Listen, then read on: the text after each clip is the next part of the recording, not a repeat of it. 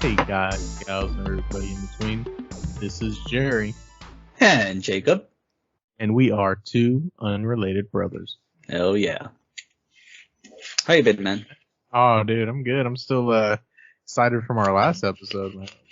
Oh, I didn't forget, but it kind of just this is our first one after our first interview with Gerard. Once again, thank you, and that was really fun, but Yeah, kind of nice to just go back to what we normally do.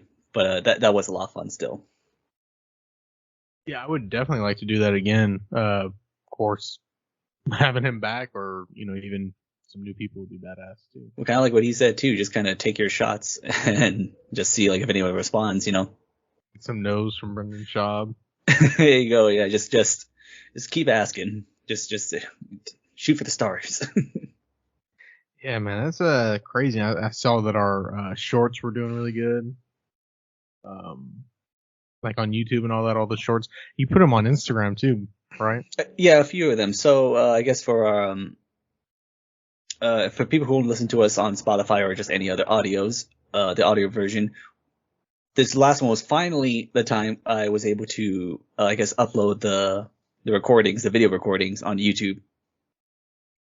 Excuse me. And our YouTube channel now is the same as our podcast name, just two unrelated brothers, exclamation point. So that's how you want to find us if you want to see, the actual video format. Also on our Instagram, two unrelated brothers, our Twitter handle, two unrelated bros. And what else? We finally motivated me force me really to put the video on YouTube. And the only reason I put on the short was because I messed up a certain part of the video. It was the highlight where he reacted to you like finding out like his old like tweets or quotes and stuff. And it was luckily it was just a quick 20-second clip, and everything else worked fine. But that little snippet was just missing from the page. Like it just looked like a weird jump cut. And so it did suck. That upset me. But on the bright side, it made me go, okay, I'll just put it as a short to kind of like fill in that gap. And yeah, that one got a decent amount of views. So I'm like, okay, I know how to do shorts now. So that's a good way to like potentially cast a wide net. You see like, ooh, this is a nice little highlight. Let's see what the rest is like. So yeah, I noticed some people like even commented, I guess, on the Carol Baskin one, kind of like, yeah, I kind of hate whatever. Which I mean, I guess that's because I looked it up. I looked up what he was talking about, and I really didn't find much about it. So maybe he found like another, because there was like an article, but it was basically kind of speculative more than like concrete. Like here's her husband and this and that. Yeah, but still, it's nice to like get that kind of interaction. Certainly that was like our first comments and stuff. Got a couple new subscribers. Again, that's not like the big thing, but it's nice going like, okay, some people enjoy it. I know because you get more of the info from Anchor, Spotify, and stuff to see like what the numbers are. So here it's like, okay, it's nice to see like this, like for both of us now, this concrete, like very visible, like you can get a good idea, or a very good idea of how it's performing. But yeah, no, this is more of just us kind of talking about it, the experience of finally, I guess, branching out. I'm not trying to toot our own horns or nothing. It did fine for our standards, but it was a lot of fun doing it. Yeah, and well, I mean, on top of that period, it's just crazy for us. I mean, this is something we do for fun. So for it to like, to have somebody reach out and be like, hey, you want to, chat or whatever, it's pretty crazy for me at least, especially someone like not a friend, somebody that we don't know, like somebody from Ireland. Like, whoa, you know what I mean? Yeah, especially when they said they came across us on a YouTube channel, and that one's been pretty dead for a while. Like I said, that was probably our first upload with his episode in a few months. So I know, like, if you're like keeping up with it, if you go there, you just see episode 13, then months of inactivity, and then all of a sudden you just drop episode 39. Just for like, I guess, a small update, I have to post this too on other platforms. But yeah, we will be posting the videos. I guess like they're left out 14 to 38 in this case. Bit by bit. We don't have the best internet. We got data caps, so we'll be posting them.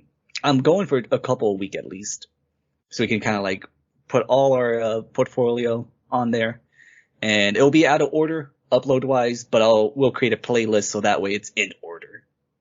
Yeah, And so hopefully you can see the evolution of how much better or worse in your opinion we got. Hopefully we're not moving backwards. I don't think so. this is gonna be a great topic to actually I would say evaluate how we've done, because this is episode 40, good milestone. Yes. And we usually try to do special ones for the 0 numbers, sometimes 5, but specifically the 0. I know we both want to have something we both want to do. Or special to one of us. Right, and I'd say this one definitely is, because this is going to be about the Dead Space remake. And if you're newer to the podcast, let me tell you that Dead Space, we did go over Dead Space, but the original 2008 version in episode 2. And I actually listened to that one while I was working out to kind of like help compare, take notes and stuff. And it wasn't bad by no means. But man, it's a huge difference. We have definitely gotten better, at least on a technical level, with our show. All right. So, because we're actually, that was like episode 2, right? Episode 2. So I had I was essentially just, downloading the episode, ripping it into what is it called? Fuck. Audacity.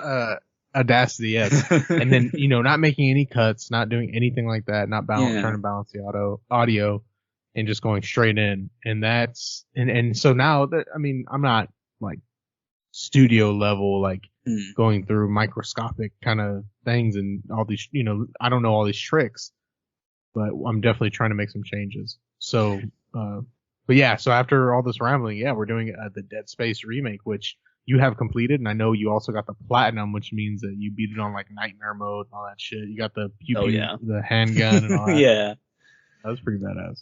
Yeah, no, it was a lot of fun. Spoiler alert, really liked it. You weren't able to really play that much of it, huh? No, I'm still pretty low in it, just because of school and work and everything. But I have played enough of it to catalog the differences, and there are quite a few. Not only from a audio or from a visual standpoint, but an audio standpoint, even some changes in how parts of the story, how they implemented certain scenes and how they I know this has been said before that they were going to make Isaac more of a talking protagonist. He's going to have more feelings, and I've seen that myself. Whereas I think it was even mentioned in an article where in the original, Isaac's just being told like, "Hey, this is what's going to happen. This is what you're going to do. You need to do this." Whereas in this one, in the remake, Isaac's actually suggesting some of these, like, "Hey, why don't I go do this? I'm on this side. You're on this side. You can go do that." And oh, okay. So that makes sense. And that's just a welcome change. It's not too big, but like everybody says, a bunch of little things add up to something. Yeah, no, for sure. And speaking of those little changes, I want to go with a couple little changes before we hop into the Dead Space remake. Our normal routine. I do want to point out a couple of small differences I've noticed from our episodes. So the big one for me is in episode 2, we were both using our headphone mics. Yes. And there was a lot of breathing you can hear. I know you can hear it time to time now, but there's like every other sentence. It was funny to hear, especially because we were still nervous. Yeah, we were trying to catch our breath, like it's all right, relax. A lot more background noise, because you didn't know the trick yet to reduce that. My phone went off. I know now that's like, no, turn everything off before we do that. Can hear my dog playing with her toy. It was like I said, it was more gaps. Like sometimes there's an awkward moment where it's like a 3 or 5 second silence gap, which weren't many, but there's more of those. Whereas now you're pretty good at catching those. And if we do have that in an episode, it's like once, maybe twice. Yeah, I do try to do it. I don't catch all of them. So what I usually do is I do a general scan of what the audio waves look like. And when there's an odd looking, just empty space, I know, hey, that's probably a big gap. Hmm. And I fucked up on one of our trivia episodes, so I trimmed a lot of those out. But that Yeah. one, in that case, you're supposed to have some time with Yeah. nothing going on because it's showing that, hey, I'm thinking or you're thinking Yeah. about what the question is. Where I trimmed a lot of those out. That was Hmm. my bad. But No, you're you good. know, majority of the time though, you don't want those big gaps. You know, Yeah. I mean, Yeah. Yeah. I was saying it flowed decently. It was kind of like ebb and waves. Whereas yeah, now it's like it's pretty good. Um, a lot of thing I want to point out too is it was about 2 hours long. I think an hour 48 minutes. And we did spend a good amount of time talking about the game, but a lot of it too, like as tradition, we still do it. We go on tangents. yes, we have But to. now it's controlled though. It's like here we're like we're doing pretty good. Then 5 to 10 minutes of tangent.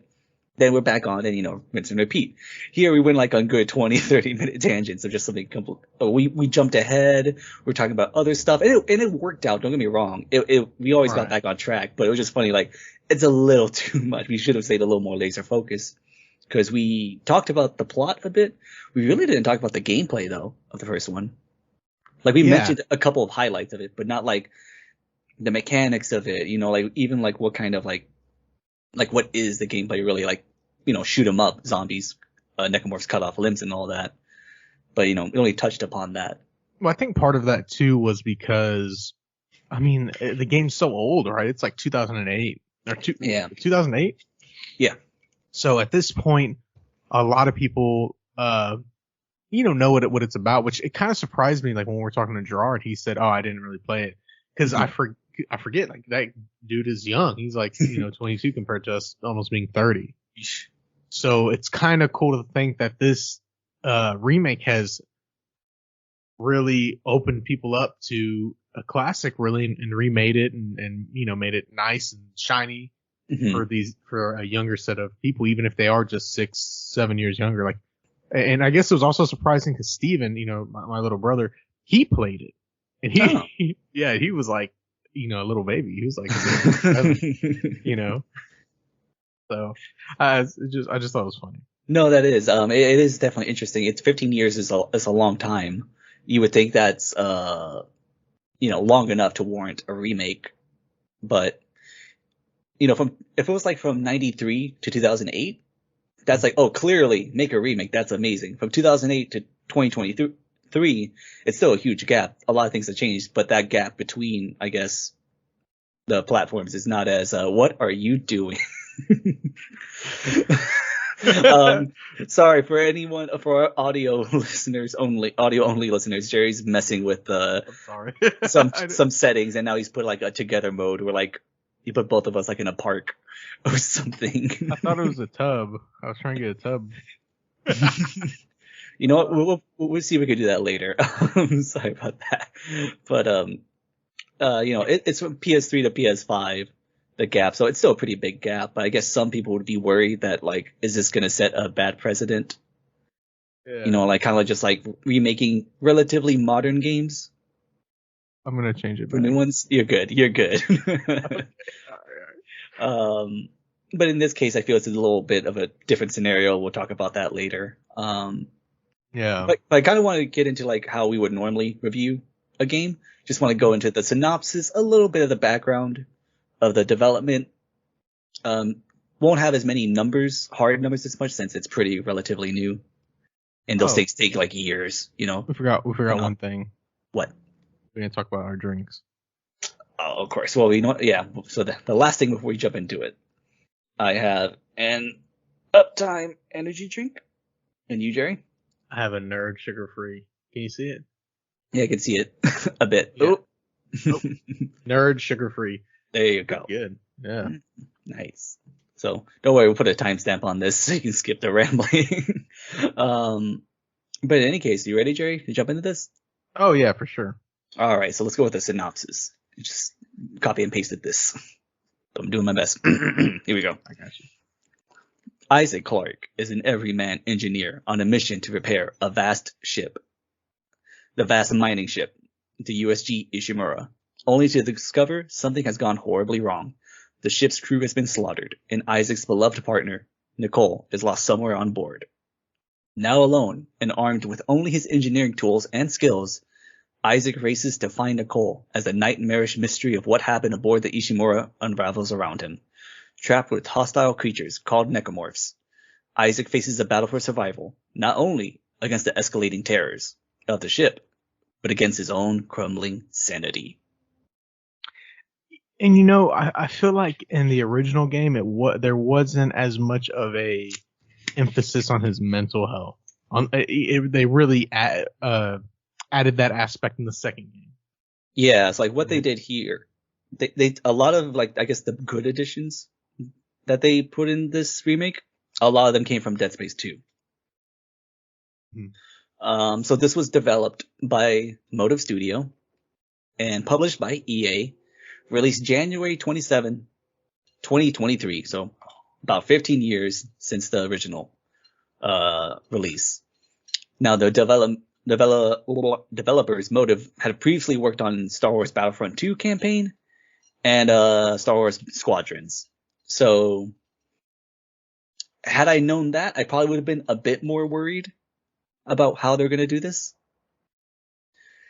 Like, I know those aren't bad, but it doesn't like really give you like, oh, this is going to be great. It's not like if, what's it called? Like Rocksteady or even like they got Visceral back to do this. It's like, okay, now this is going to be great. You hear that? I'm like, hopefully it's good.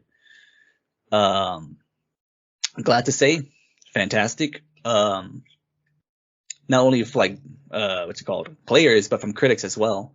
It's gotten favorable reviews, 8 to 9s out of 10s, 4 out of 5, sometimes a rare 5-star out of 5. Aggregate score on Metacritic is an 89 on both consoles and an 87 on PC. The biggest praises for the remake have been the environment, graphics, enhancements to the original story, sound design, and Gunnar Wright's performance as Isaac, who is the original voice actor from Dead Space 2 and 3. Now, the minor criticisms have been mainly the PC performance. There's been a lot of stuttering and bugs. People have complained about the boss fights being still relatively, like, I guess, meh at best. And there have been mixed reactions to the supporting characters. And again, there comes that point too where some people just don't want to play it because they say like this sets a bad precedent for publishers just getting like relatively old games, putting a fresh coat of paint on it, and then reselling it at full price, which is an understandable concern. But again, for this franchise, I'd say it's a little different. Yeah. But all that's nice. You love hearing that everyone loves it, critics and players. But at the end of the day, especially with EA, how's it selling? And good news, it turned out to be the second best-selling game of that month, January, only behind COD, only behind Modern Warfare 2. So that's good. Okay. That's very good, especially since released in January 27th. So only like a few days. As I said, no hard numbers yet, but at the very least, it's doing decent enough for EA to like send surveys out to some of its fan base asking about how they feel within Dead Space 2 or maybe 3 remake, but at least like future remakes of the older games. And I don't have much on the budget, but I know it probably wasn't incredibly cheap, even though like they had like a lot of the framework down. Because even though they had like, some assets, they were able to get a lot of the stuff from the previous game. Because they used a whole different engine, they built everything from the ground up. And so it took about 2.5 years to develop. And see, I wonder how the people who are getting these surveys feel, because they know that they're either green lighting or damning this game. I mean, at the end of the day, right? Yeah. And because I would love to see, especially a 2, but even a 3, because 3, the little bit that we did play together, it was very interesting. I like how they played with, I would see something that you wouldn't. And I'd be like, oh, fuck. And you'd be like, what? And then oh, shit, what? And I'm not seeing it. And then you're not, I really liked that aspect. And I feel like if they were to redo it, they could redo it right and maybe make some awesome changes to it. Yeah, and this is gonna come up later with the debate of, okay, even if this one does well, it's selling well, EA is gonna be like, all right, cool, we'll remake the second one or the third one even. It comes to the point too where it's like, Do you want those remakes, or do you just want them to like make a whole new game in the franchise? That's obviously, and I can see both sides of that argument for sure. Um, but then it comes to an interesting point too with what you said. This could be introducing new players to the franchise. So for them, for this to go from one and then all of a sudden, yeah, in a couple years we're coming out Dead Space 4, they're probably like, what the hell did I miss, you know? Yeah. So that's one argument against it, but again, we'll probably jump into that later. How far did you get into this game? I want to say chapter 7, maybe. Oh no, you went pretty far in it. That's like over halfway. Yeah. Yeah. No, you okay? That's good. Excuse me. You're good. My bad. This drink is crazy. But yeah, you are right, because I think to myself, I would really love to see a Dead Space 4. Mm-hmm. But what would they do? Would they abandon Isaac? Would they give a whole new protagonist? I would really like to see maybe some of the historical things, like something that had to do more with the unitology aspect of the game. Right. Like something along the lines of the book Martyr, which I've talked to you countless times about how great that book is. Don't worry, on the subreddit too, everyone's like, read Martyr. So no, I have to read it. It sounds really interesting. It is. And based on what you said too from earlier, you're really enjoying it. Yeah. So the remake was awesome. Especially I would play with these headphones. Oh man. And it just really, it's scary, right? Because of course you're hearing more than you would with open, speakers. Mm-hmm. But at the same time, it's pretty helpful, because there's been some times where like I would think I would hear something, and the next thing I'm getting butt fucked by a necromorph. So with the headphones on, it's a lot more clear. Like, yeah, there's a little bit more than a creak behind you, and then it also adds the more scariness, because I would hear whispering, like, yeah. I'm glad they kept that from the original. and that was like, oh fuck, like I'm playing it at 2:00 in the morning, I'm getting goosebumps, or I'll hear people screaming through the vents. It's like, oh shit. Yeah. So before we get more into I was thinking too, we'll probably talk more about the gameplay and its changes compared to the original, and then we'll go into the plot. Just so there's a little bit of a buffer with spoilers, because now this is a relatively new game. It's an old game, but it's a remake of an older game, but it's still relatively new. So we'll go into light spoilers with the gameplay. So fair warning there, and then we'll let you know when we go into the plot and the heavy spoilers. So for right now, just we'll talk specifically about, I guess, how it played. Yeah. Especially compared to the original. But yeah, I got to agree with you. Playing with headphones is definitely the way to go. It's like 10 times worse, because you hear everything and you just don't know what to focus on. Yeah. And I also, well, I mean, so what exactly do you want to talk about now? Because I don't want to jump.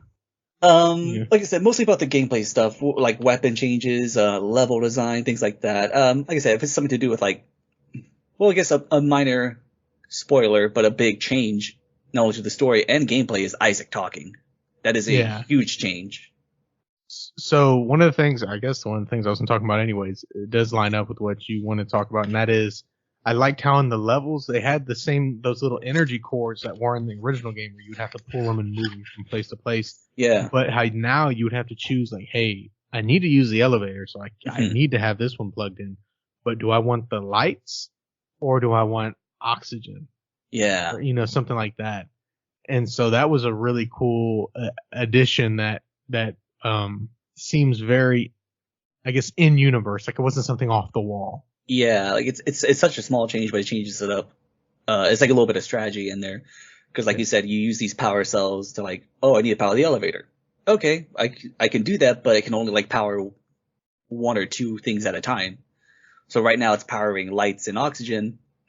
You have to give one of those up to power the elevator. So it's basically up to the player, do you want to see or do you want to breathe? Because you have a little you can upgrade it, but you have a 90-second timer or minute timer, and then you can upgrade from there on your oxygen. So you basically know hey, if there's any people here or any necromorphs, I gotta either run away or do something because I can't just sit and fight these guys. Yeah, or like hurry up and try to find an oxygen tank Right. if you want to do that. Or like I said, if you don't want to even worry about that, like, oh, I'll fight them all day. Well, just be ready to not be able to see them well because the lights are going to be out, and the only light will be your flashlight with your gun.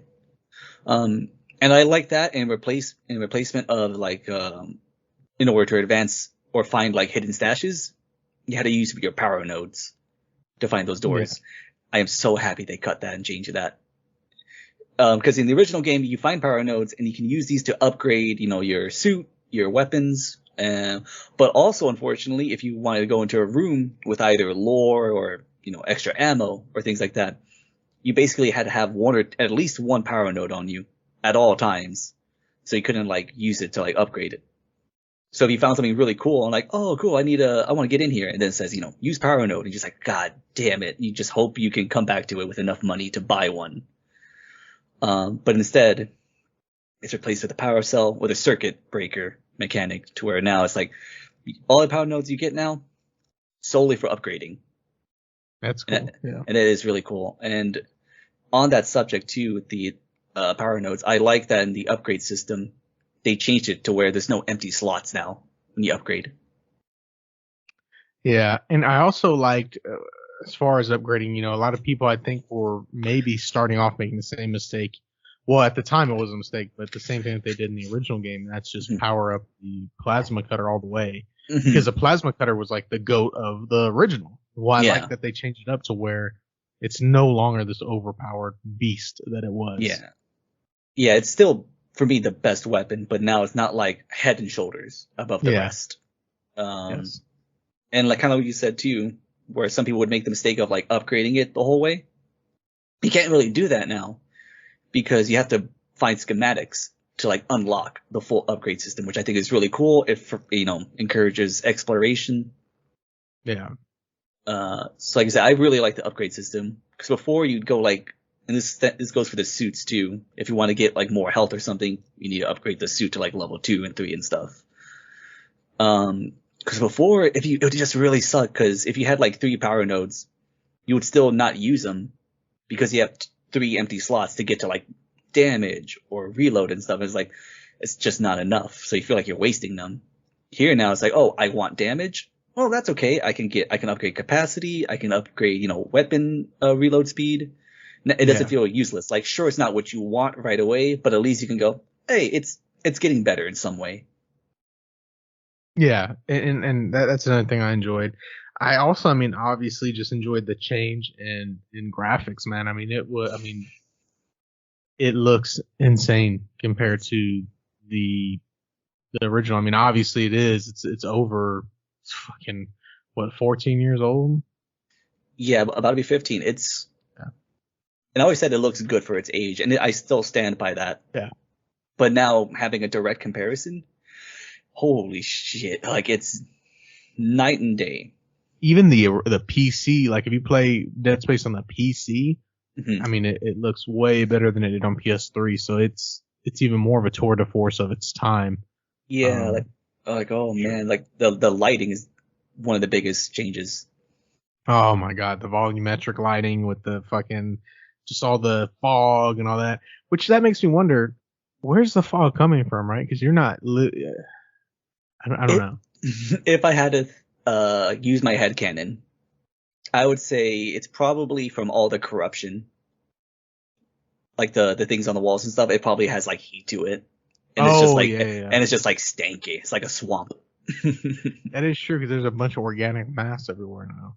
Yeah. So I would say that. And speaking of the corruption, which is like this kind of fleshy organic material that you'll see on the ceilings and walls on certain areas of the Ishimura, a lot more detailed and a lot more disgusting.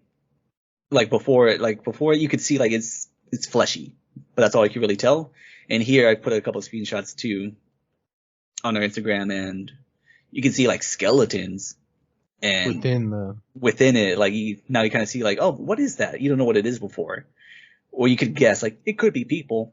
Now with this, you go, oh, okay, I see what's happening here. It's like all this dead material, just like, I guess, combining. like all into this one giant thing against the walls. It was just really gross looking. Now, slightly off topic, slightly on topic. Go for it. What if they do decide to come out with the 2.0 versus or a Dead Space 2 instead of a Dead Space 4? What changes would you like to see? Like from the second, like from the original Dead Space 2 like, to the. Do you think they're gonna keep the multiplayer? That's really what I want to ask. Is if it doesn't impede on the single player experience, I'd say go for it. That's like really my only condition. As long as it doesn't mess with it. Even if they wanted to sell it as its standalone thing, like, hey, pay $10 to get the multiplayer, I wouldn't like that, but it's like, that's fine because it's its own thing. That is like literally my only requirement, or I guess be my request. If you want to put in the multiplayer, go for it. Just don't fuck with the campaign. And I guess the reason why I'm asking is because I noticed with this new remake, or the 5th remake or whatever of The Last of Us Part 1, they decided to keep the multiplayer out, whereas with the PS4 remake, they kept it in. Yeah. So I just thought, I don't know, so it was weird. No, yeah, I mean, I think it's because they're actually working on a standalone multiplayer for The Last of Us. If I'm remembering that right. Don't quote me on that. I'm not an insider, but I think that's why they did that. Okay. But yeah, I mean, I'd be down for it. I didn't play a lot of it back when it came out. Played a couple of rounds with you, and it was fun, but it got kind of old quick. And especially around the time too. There's so many different games to play online. It's like I'd rather just play Modern Warfare, you know. Do you remember how you got that code? I do now because I listened to our episode. Because you pre-ordered it. You got like the midnight release, but the game was so new that we had this is around the time when a lot of games were doing this. You had the online code to unlock multiplayer, because if you didn't have it, if you got the game used, you had to pay like $10 for a code. Right. And so you got it new, so obviously it should work. It didn't work. You had to call EA customer support or chat with them. And again, this is what, 2010, 2011. So it's not like a quick, you know, like, oh, message back and forth real quick. No, this is like a process. It sucks. But you ended up proving, hey, this is real. It's just not working. They gave you the code and a new code, and it worked. And then I think I got it used a couple months later, and you wanted to play online with me. So you just said, here, try this. Maybe it will work. Lo and behold, I put it into, the PlayStation Store, and it worked. And that's how we played the game online. And that next day I almost ran you over. Yeah, that's cool. You were so tired for the midnight release. I had one foot in the car, in the back seat, like hopping with my other foot just right here, and you're just yelling at you, Jerry, stop! And you do break, thank God. You just turn around like you're fucking wasted. Just like, I'm so sorry, are you okay? Worth it. Oh, I mean, no harm, no foul. So, no, yeah, I'd be all for that if they want to do that, though. Oh, man, I was going to say, as always, and we love this in any game, but especially with horror games, top-notch environmental storytelling in this game. Yeah. Like, one of my favorite bits is when you find an audio recording of these two guys freaking out in a bathroom because one of their friends is like ripping out his teeth with pliers. Well, if you go around to the other side of the bathroom, in the sink, you'll see pliers and a couple of teeth in there. It's now, in the grand scheme of things, sure, not really, meaningful, impactful or anything, but that level of detail to like put something in there like that and to reward you for like kind of like digging around and looking around, that's really cool. That reminds me of I'm sorry, I'm bouncing from place to place. Go. That reminds me of the storytelling from Fallout 3. Like that was, to me, top-notch environmental storytelling. No. I know I mentioned like we went on too many tangents, but if we didn't go on tangents, this wouldn't be our show. That is true. I'm here. I'm just gonna reel you in from time to time. That's us in, because I'm sure I'll do it too. But no, we love that. It's just it adds so much to it, to any game. Yeah, and if you want later on, I guess this is exclusive to the video to people who are watching this on YouTube. I can show off because I got the special edition. It came in. I can show Mhm. off the Isaac Clarke helmet, which I have right here, Look at that and beauty. some of the yes, and some of the other things, which is funny because I wear hard hats for work. Yeah. The inside of this is actually a hard hat harness.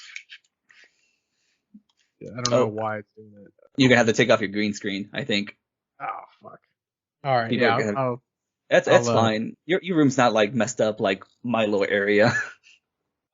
no, yeah, most of my Unless you got, trash is on the floor. let's say, unless you got, I'm just kidding. I'm gonna say, unless you got stuff in there you don't want people seeing. I just got like a little It's area my where my cats eat. erotic toy collection. Yes, of course, you can't live. That's an OnlyFans thing. You gotta pay for that. Yeah, yeah. I'm not pay per view either. So. um, no, yeah, it's like that was one example. A bunch of writings on the wall, like even in the tram, which before in the original, the tram was he's still trying to do it. The tram was kind of like a complete chapter. It was a loading screen essentially. Yeah. Like you'd have to, in order to end the chapter, you would have to go back to the tram and then it would like say, oh, chapter whatever complete. Now it's all seamless. There's really no loading screens, and the tram is actually it physically goes from like each section from the Ishimura to the next. So like, oh, here's a crew deck. You can go back to medical if you want. Oh, you can go from medical now to engineering, mining, etc. I mean, it still acts as a loading screen, but it's just And seamless. You feel like you're going through the ship. and to go further down what you're talking about where you're not having to use those nodes, now they swap that out with a security level. Yeah. So that's why you would want to go back. It's because not now that you have I have an extra node, but now I have found the little card I guess that would enable me to get level 4 security doors. And Yeah. like in the first level there's a level 2 or level 3. Okay, I can go back there and get that.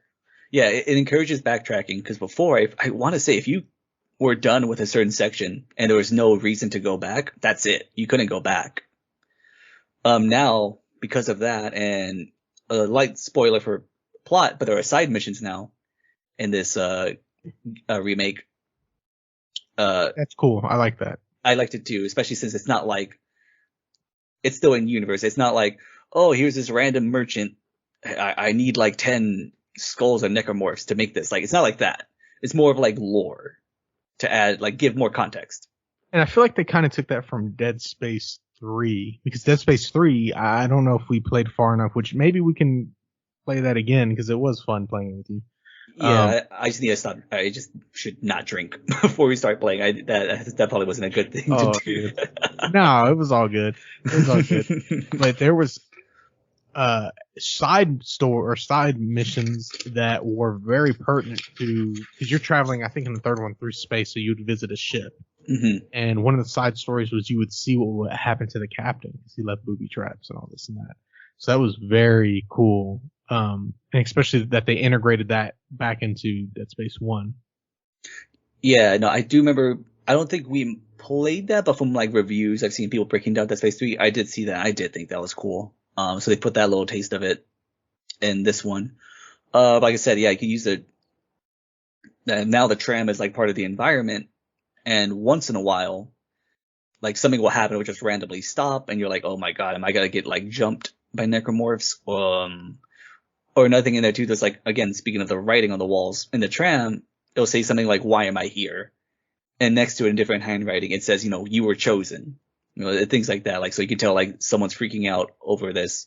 And someone responded, most likely a unitologist, going like, hey, this is all part of the grand plan, I think it's a neat little detail. It makes the world alive. And when I think the world is alive, it's much easier to get immersed, which is incredibly important for a horror game. Because if you don't feel like you're in there, you're not going to get scared. Right. That's very true. And one little thing I want to disagree with, though, with past Jacob. I said in episode 2 that I think it's important but not necessary to have good sound or music in a horror game. I completely disagree with that now. I heard that, I'm like, no, hell no. It's like the most important thing. Like if you have like the scariest thing, if you were listening to if we were watching Hereditary and Benny Hill music was playing, we would not take it seriously, you know? Yeah. Whereas, you know, if you watch something that's like, you know, like a Disney film, but there's like the Shining music playing in the background, it's gonna be like, this is a little creepy. What's going on? So credit there too. I think they kept most of the soundtrack from the original game and just added some stuff because the original composer was Jason Graves. He worked on I don't know if all of them, but definitely the first two. He did a fantastic job. So I guess they're like, why change it? Just add a little flair to it.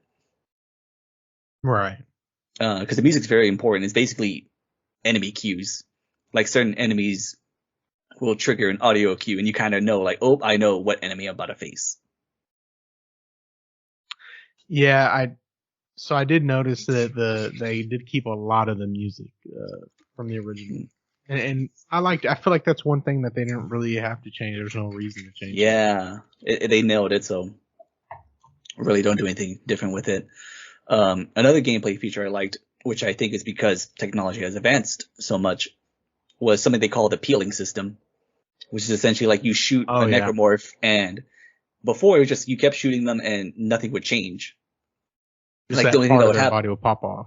Exactly. Here now though, you can actually go through skin, it'll start to like burn and like peel off, and then it'll go into the muscle, it'll go into tendons and bones. Like you'd actually see it happening.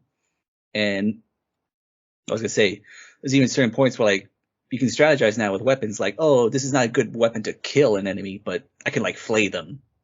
And then when I do that, I can switch to like, you know, the rifle or the cutter and then take off their limbs that way. And it's much easier.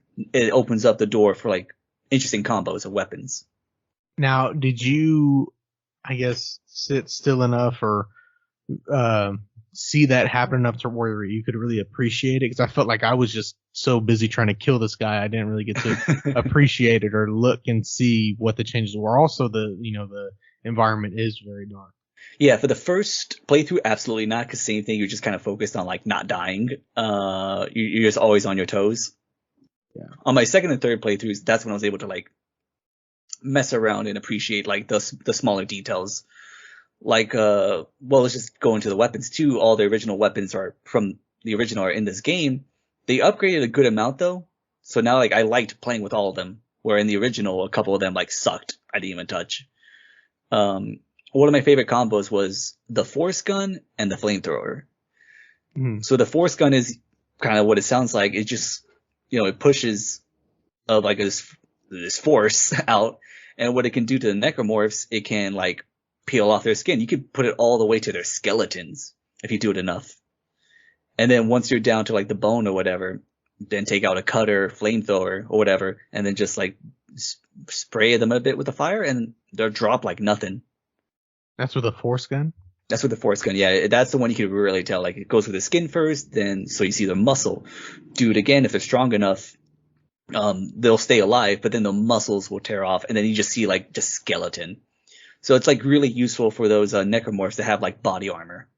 Where like, you instinctively go for their legs, but like, oh no, they have armor on their legs, so it's not working. Get that force gun out, just literally blow that armor off, and then you can shoot them like nothing. That is a good little addition then, for sure. Mm-hmm. As I was saying, it gives more usefulness to weapons. Even if the cutter is the best one. Is that the weapon you use the most still? That and the assault rifle. Mm. I use those a lot. It's funny, a lot of people don't like the pulse rifle. Really? It's alright, but it has a great alt fire. Yeah, that's what I liked about it. Yeah, so with all these weapons that have alt fires, so like the plasma cutter is basically it's a plasma beam, with 3 little dots on them. Exactly how it sounds. That's the one just decapitate these suckers or cut off their limbs. The alt fire is just it goes from vertical to horizontal, so depending on the enemy.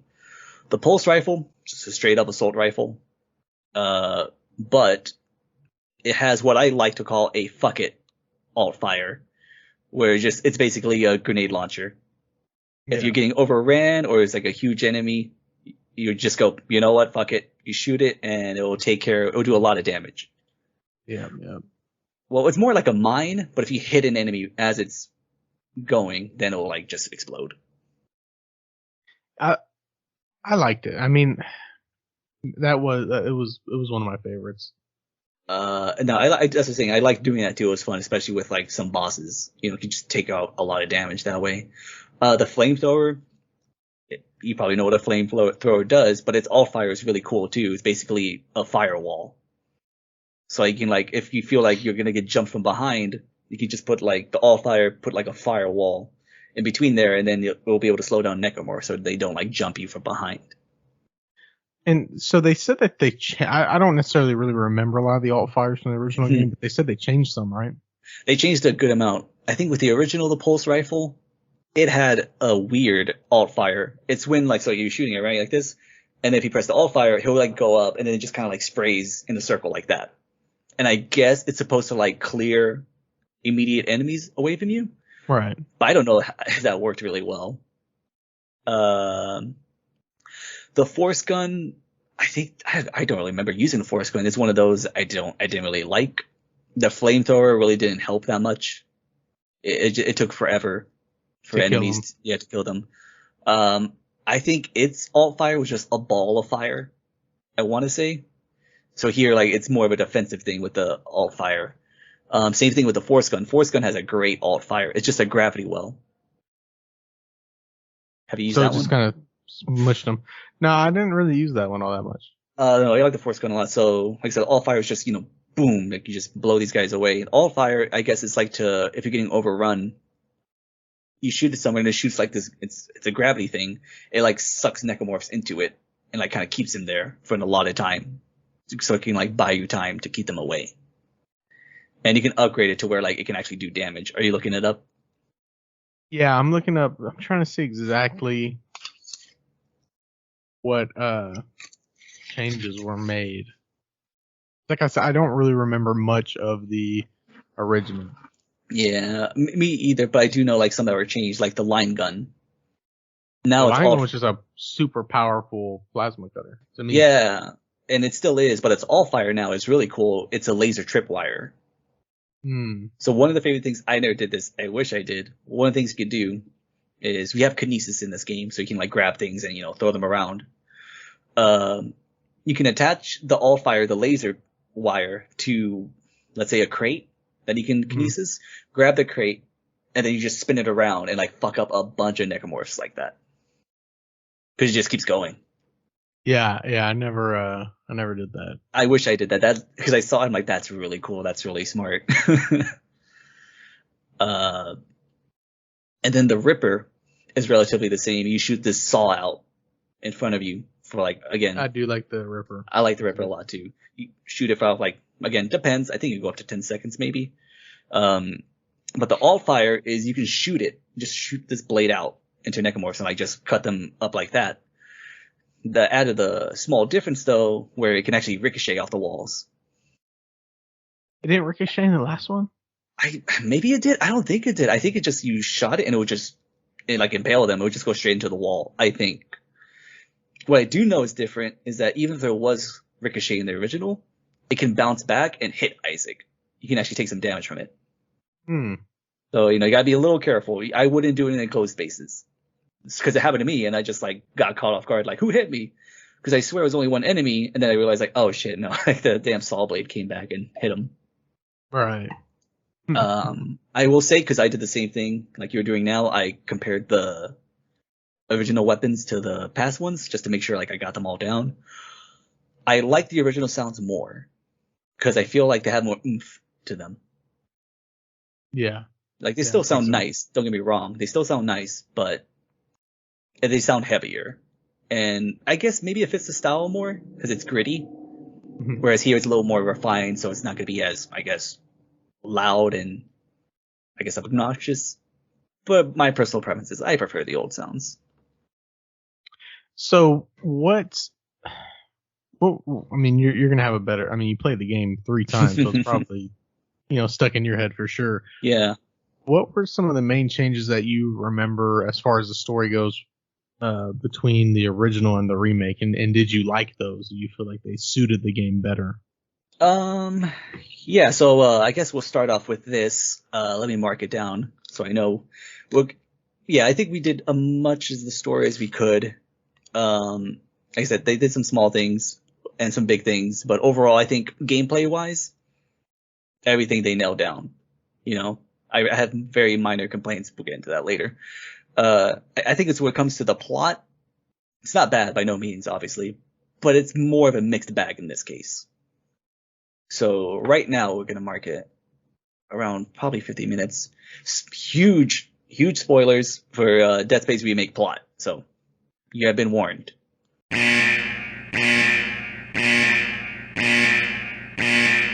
So same thing with the gameplay. That's most noticeable. I'd say the biggest change, just get this out of the way, is Isaac being able to talk. You brought it up really quick during the intro, but it's a lot nicer having him talk and suggest fixes instead of just kind of being ordered around as like, hey, do this, do this. Like now you see him like his intelligence show because he's an engineer.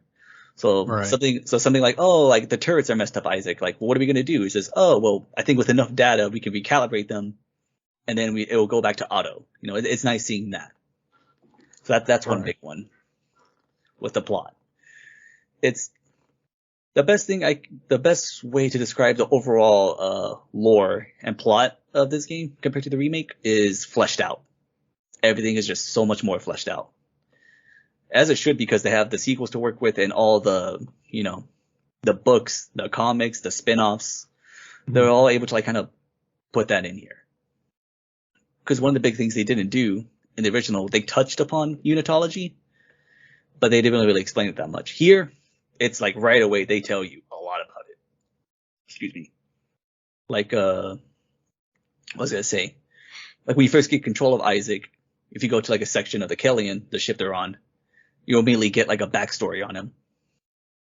Yeah. You find out that his parents, or his dad was, I think, an engineer or something as well. And his mother was a unitologist. And the way he met Nicole, his girlfriend he wants to see, is that Nicole helped his mother leave unitology for a bit. But something happened along the way. His mother actually killed his father and then killed herself. And he wasn't able to recover the bodies because unitology got them first.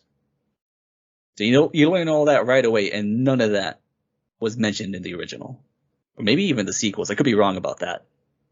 Yeah, I don't remember anything like that in any of the alternative media. Mm-hmm. Another big thing is in the original, you never saw Isaac's face, unless like you do the secret of like, oh, turning the camera really quick before he puts his helmet on.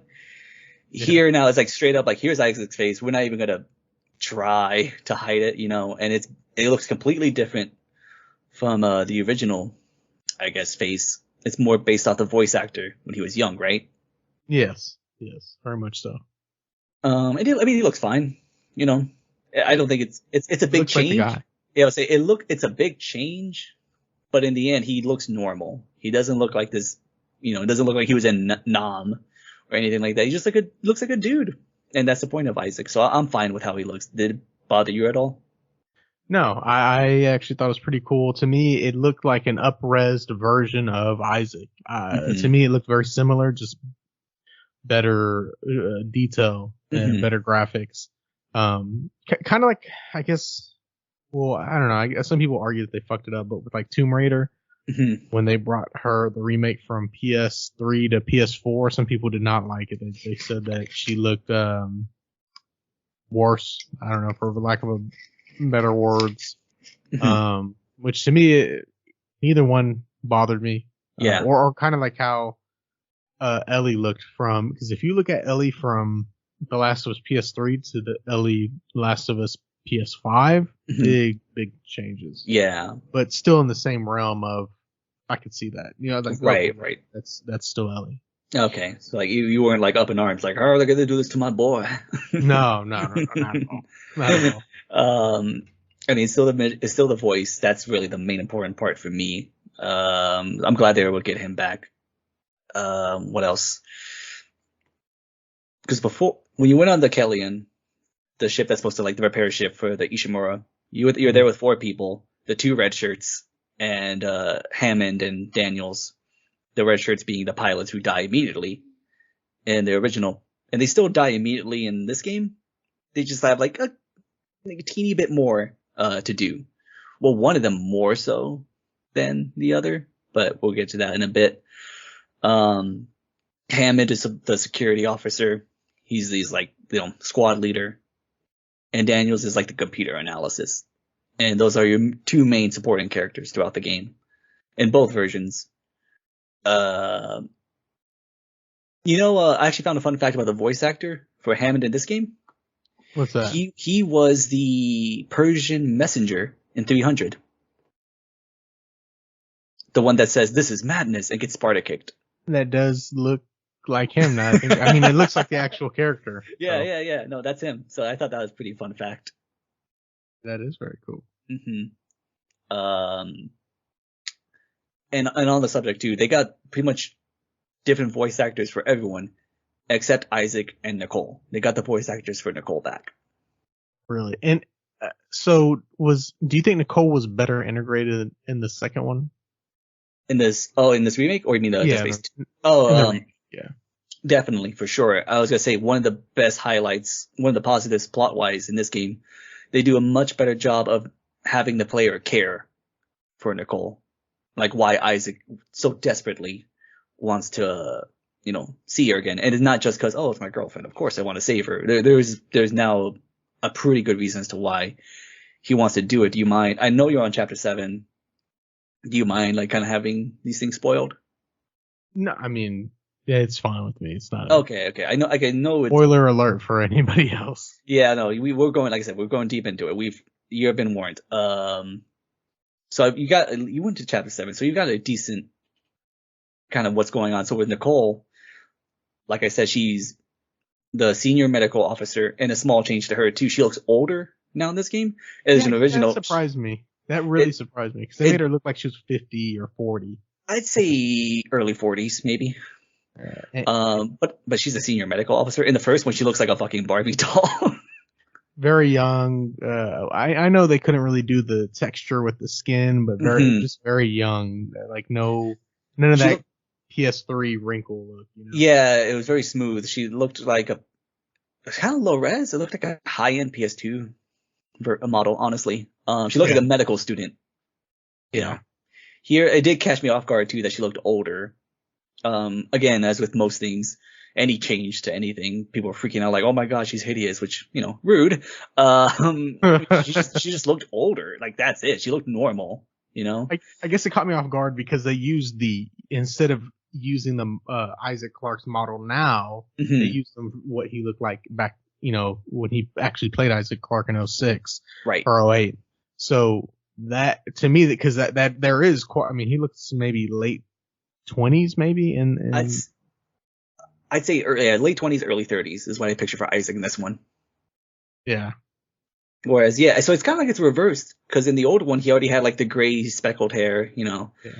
He looked like he was in his early 40s, while Nicole was like in her, at best, late 20s. So if anything, they kind of like reversed it, maybe. Yeah. And so like, once you get past that, it's fine. But same as you, I saw her, I'm like, oh shit, like she looks totally different. To me, it's nothing to get past. Like, if that's something you're getting hung up on, I don't know. Exactly. Like, I can understand, like, I prefer, that's fine. We all have our preferences, but it's a moot point, like, just go like, I prefer the original, and then move on, Yeah. You can, it's just weird because, like, you can just say I outright prefer the original if there's no value or there's no good points of the remake. It's just not, I guess maybe for some people it might not be true, but for a majority of people, you're either going to enjoy the sound design more, the graphics more, the story, how they integrated this or that and changed, whatever. So I don't know. It's just weird. Yeah, no, some people are just a little too attached to the originals. Again, don't get me wrong. If you prefer it, not a problem. But kind of like what you said, to just go out of your way and go, there's nothing, better in this game. No, there's a lot that's better. Not everything, which we'll get into soon, but mostly everything I think they got. So back with Nicole, you actually see her trying to understand what's happening with the outbreak of the necromorphs, which is caused by the marker. And if you don't know what the marker is, it's basically this giant thing that looks like an demonic DNA helix. It's the best way to describe it. You know, it's just imagine a DNA helix with like horns at the top, and there you go. So in the book in Martyr, it's actually called the Devil's Tail because it was the original was found in Chicks Club, Mexico, which they say means Devil's Tail, which I don't. Oh yeah, I think you mentioned. Yeah, I don't know how. I don't know. Diablo. Devil's Diablo. I don't know. But Chicks Club, they're saying that means Devil's Tail, and that's the actual site of the crater for the meteor that took out the dinosaurs. And within the very bottom of that, right, because a lake formed over time of that crater. So they thought it was just a lake. They didn't know it was actually formed by a meteor. But in the very bottom is where they find the Devil's Tail, the marker.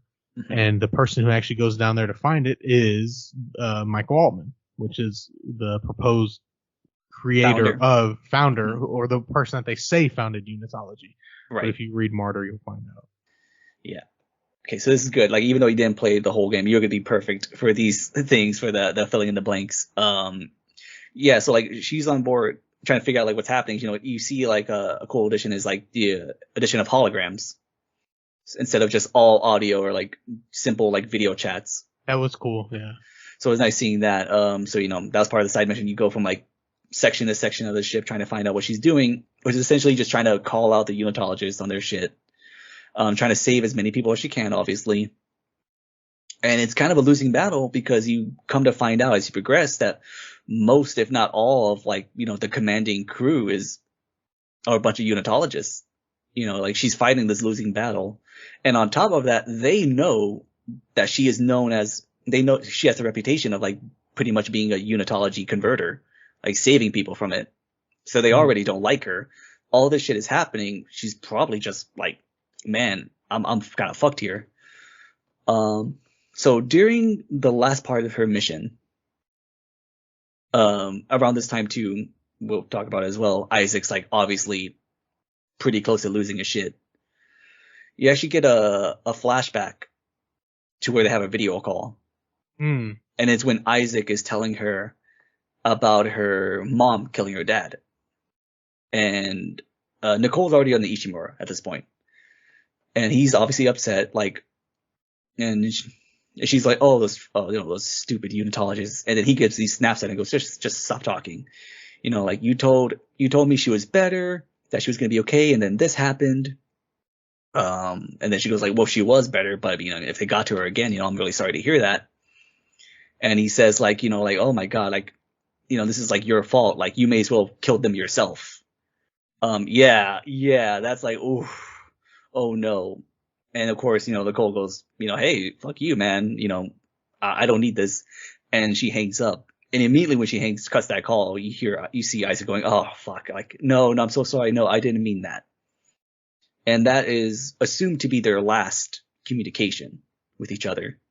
Yeah. Which is why it's so important now for Isaac to go there and be like, I'm so sorry, I didn't mean to say that to you. He doesn't want those to be his last words to her, you know? Yes. Oof.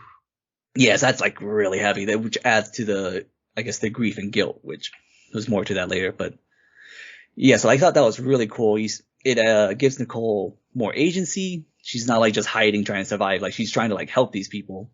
You know, you can respect that. And she's trying to fight against these, you know, the crazy cult people, you know? Yeah. And, you know, you see she's doing her best. And obviously anyone knows, the player knows, and then Isaac knew right away it's not her fault that this happened. It's just very unfortunate, but Isaac was obviously very upset. So we can't blame him entirely, but it's still a fucked up thing to say, you know? Of course. So that's that motivation. You get that. Like I said, it's well told. And yeah, so like, that part is really good. Another one they did well was with Mercer, Dr. Mercer, who is the main human antagonist of both games. In the first one, he's like more of the basic, like, I'm just saying this crazy shit, and that's it. Right. Here, he has a lot more tangible presence. And you actually get a backstory on how he created the Hunter, which is a recurring boss in Dead Space. Yeah. It acts like the Mr. X or nemesis of this. It will pop out sometimes and try to kill Isaac. So you get a backstory of like who this guy was. He used to be a person, and how Mercer like manipulated him and converted him to become this thing. Yeah. Yeah. And with that though, again, light spoilers, because like, do you remember how Mercer died in the original? He just kind of got squished or something, right? No, no, no. Okay, so in the original, he actually let himself be turned into a necromorph. Okay. And Yeah, this yeah. one, in this one, yes, he kind of just gets squished by a tentacle. It's a Okay. very like that happened like when he got taken away because this tentacle comes around, wraps around him and the marker, Hmm. and takes them away. I thought he was gonna pop up later because it didn't have like the flat line noise or nothing like that. It Right. turns out that when he I guess he just got squished and then he died. And that was it. I'm like, that's very anticlimactic for like all the shit talking he's done, all the crazy shit that he's done. Like, it's just like, that's it. That's how he goes. That's kind of lame. So that was a downgrade there for me. That's just the way it happens sometimes in real Yeah. life. Yeah. Well, I know, I understand that, but still, like, you would think like in the first one, it makes sense. Like, he's so devout. He's so dedicated. He's willing to just let it happen to himself. That's crazy. Whereas here, he's like, oh, it's not going the way I wanted. And then, oh yeah, he's dead, I guess. It Yeah. compared in those two directly compared. That's why I'm like, that's kind of a downgrade. Um, and I guess another big downgrade. Again, I think the downgrade has been the supporting characters. A lot of them. You think like They're mixed. they're doing less because they They're, weren't doing much in the last game either. well, it's the voice acting, I guess. It's just mixed. Like I said, with Nicole, it's a clear upgrade. I feel they really fleshed her out. With Mercer, even though the death was kind of weak, I think they did a really good job with his character more. You come to understand him. He's not just this mad, incoherent guy. He's obviously insane, but you can tell he's still smart. He's conniving. There's like, you can understand why he's doing so well and how he's still alive on the ship. Right. And then we get to Dr. Kine, who is another medical dude. He's a doctor. And in the Medical original, dude. medical dude, yeah, medical dude, of course. Medical dude, doctor. Medical dude. In the original, he has like this awesome voice. I don't know the voice actor, but I know I've heard him in other stuff. He just has a really cool voice, and he plays Like the what, part of. British or like what's cool about it? It just has a good accent. He sounds weird, and I don't mean that in the sense that all of them sound like that, but the Like way German? maybe I'm glad it wasn't German. That would have implied a bunch of different things that we don't need to get into. But it was his voice acting in the original where he was clearly not all there, so you didn't know whether to trust him or not. But in the end, he does have good intentions. Like he's he's basically a former unitologist that sees what's going on and has the sense to go, oh yeah, this ain't it, Chief. Like this is not cool. Like people turning into monsters, that's clearly not what we were asking for. Whereas everyone else is kind of like, well, I guess this is it. But he's still like influenced by the marker. He's still losing his mind. Like he's talking to his dead wife and everything. Which happens to everybody. Yeah. Which that's I don't know. I don't know if you want me to go more into the history of the marker or not. Please do. So the reason why Michael Altman was credited with creating unitology was because he was the only one who wasn't really affected by it. Everybody else started forming this religion on their own, and they started seeing their loved ones. They started killing themselves because like these ghosts were like kind of telling them, hey, you need to come see me or whatever. And he was pretty much the only one not affected, which people started to worship him. And he was like, he wanted no part of this at all. Which I thought was really interesting. But the way the necromorphs came about is, I don't know. I know they get into this, how the marker is spewing some kind of energy or signal.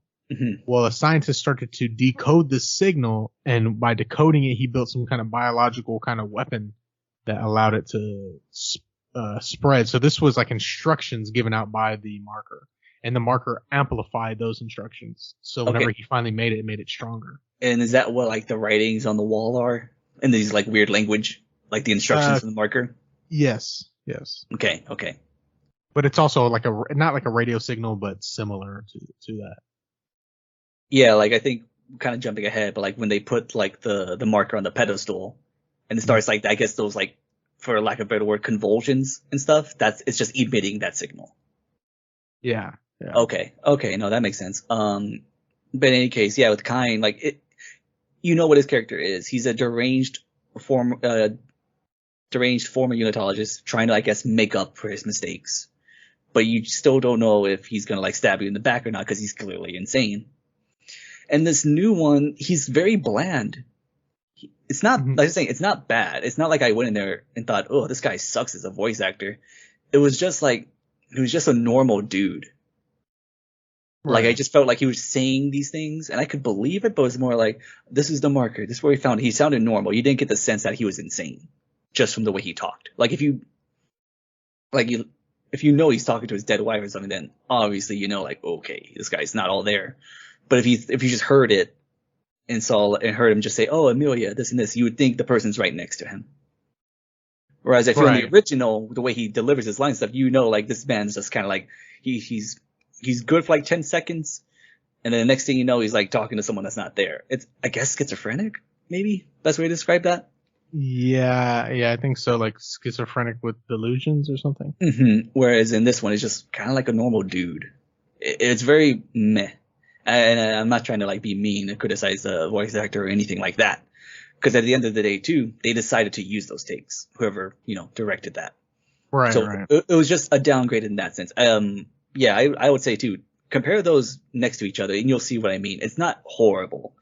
It's not like going from an Oscar-worthy actor to an eighth grader in a play. It's not like that.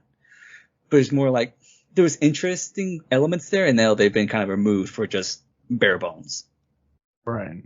with him. And same thing with Hammond.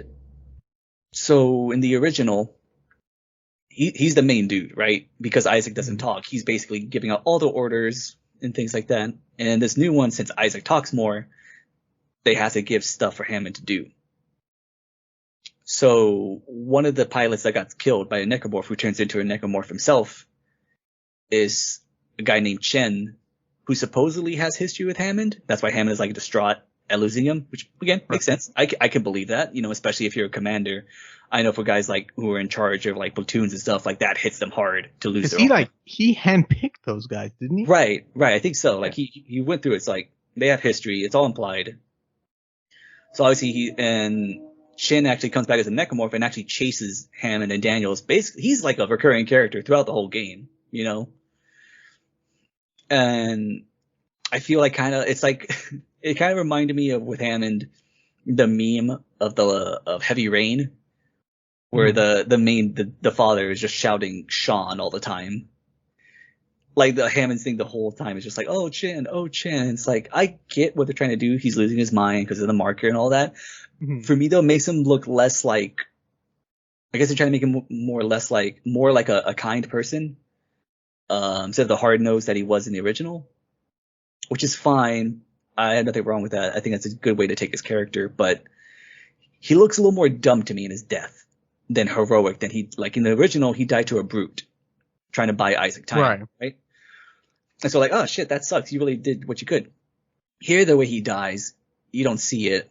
I'll leave that part. It involves Chen though, and instead of feeling like, oh no, Hammond, like that, it's the marker fucking with you. You kind of just in your head, you kind of scream like, dude, clearly, like, come on now, like, you know better. You've already accepted this, and you to like kind of just revert back to like, no, no, this is my friend. It seems dumb, in my opinion. Yeah, I see what you're saying. So those are kind. I mean, Like I said, those so are it wasn't all nitpicks. positives. Yeah, Yeah. and again, this isn't for the. I want to point out to you. I know like I'm being a little critical of these things, but it's not like ruining the plot at all. This is where for me it's like a preference. Yeah, it's something you noticed that you thought they could do a Like little better. yeah, like something like that would be really wrong is if you didn't play the original game, and this still bothered you, then I would say, okay, that's a problem. For me, I played the original, so I have a point of comparison, and because of that I have that point of comparison. It's like, I kind of like this part better.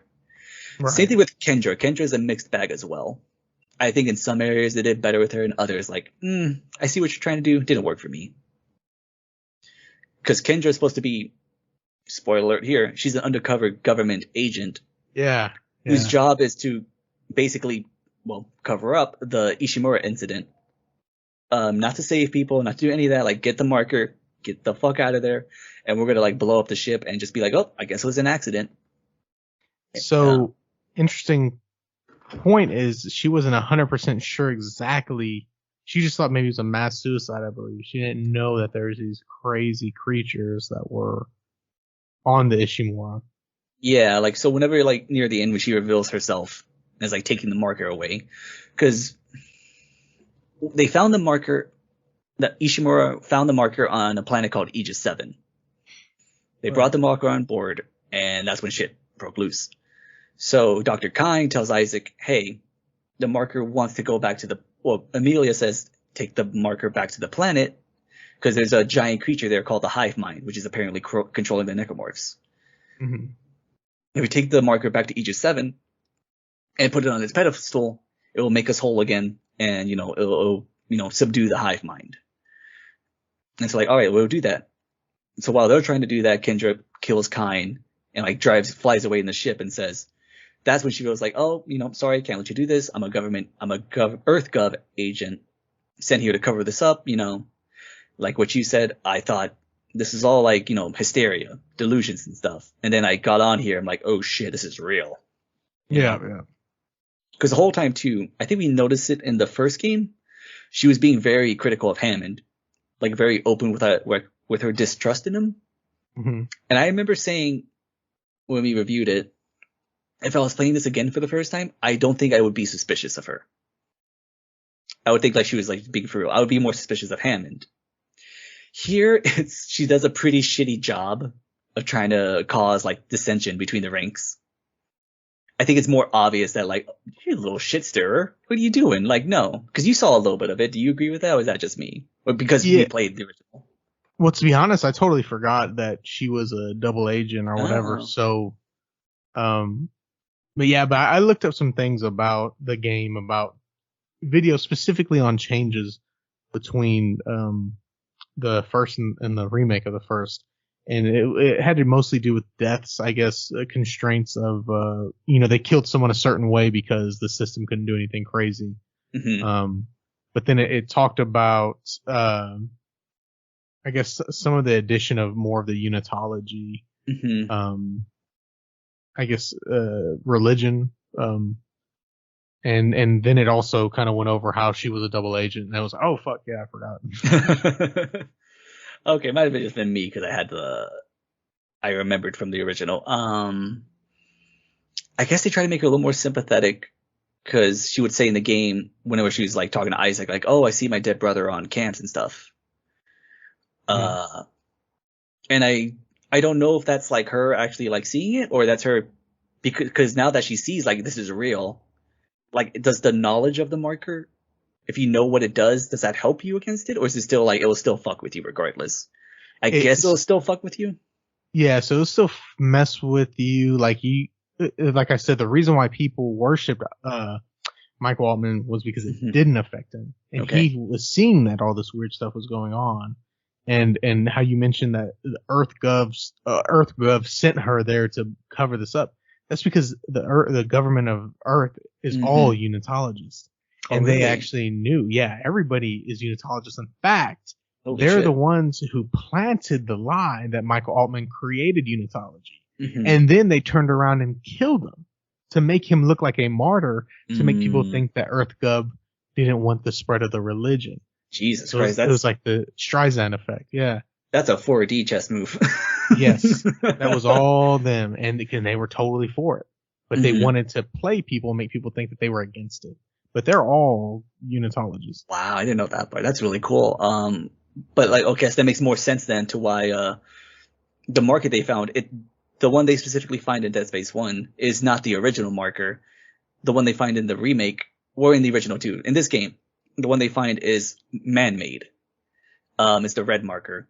And it was planted in Aegis 7 to kind of be forgot. Well, originally for experiments, shit went crazy. And so they went, all right, let's just pretend this never happened.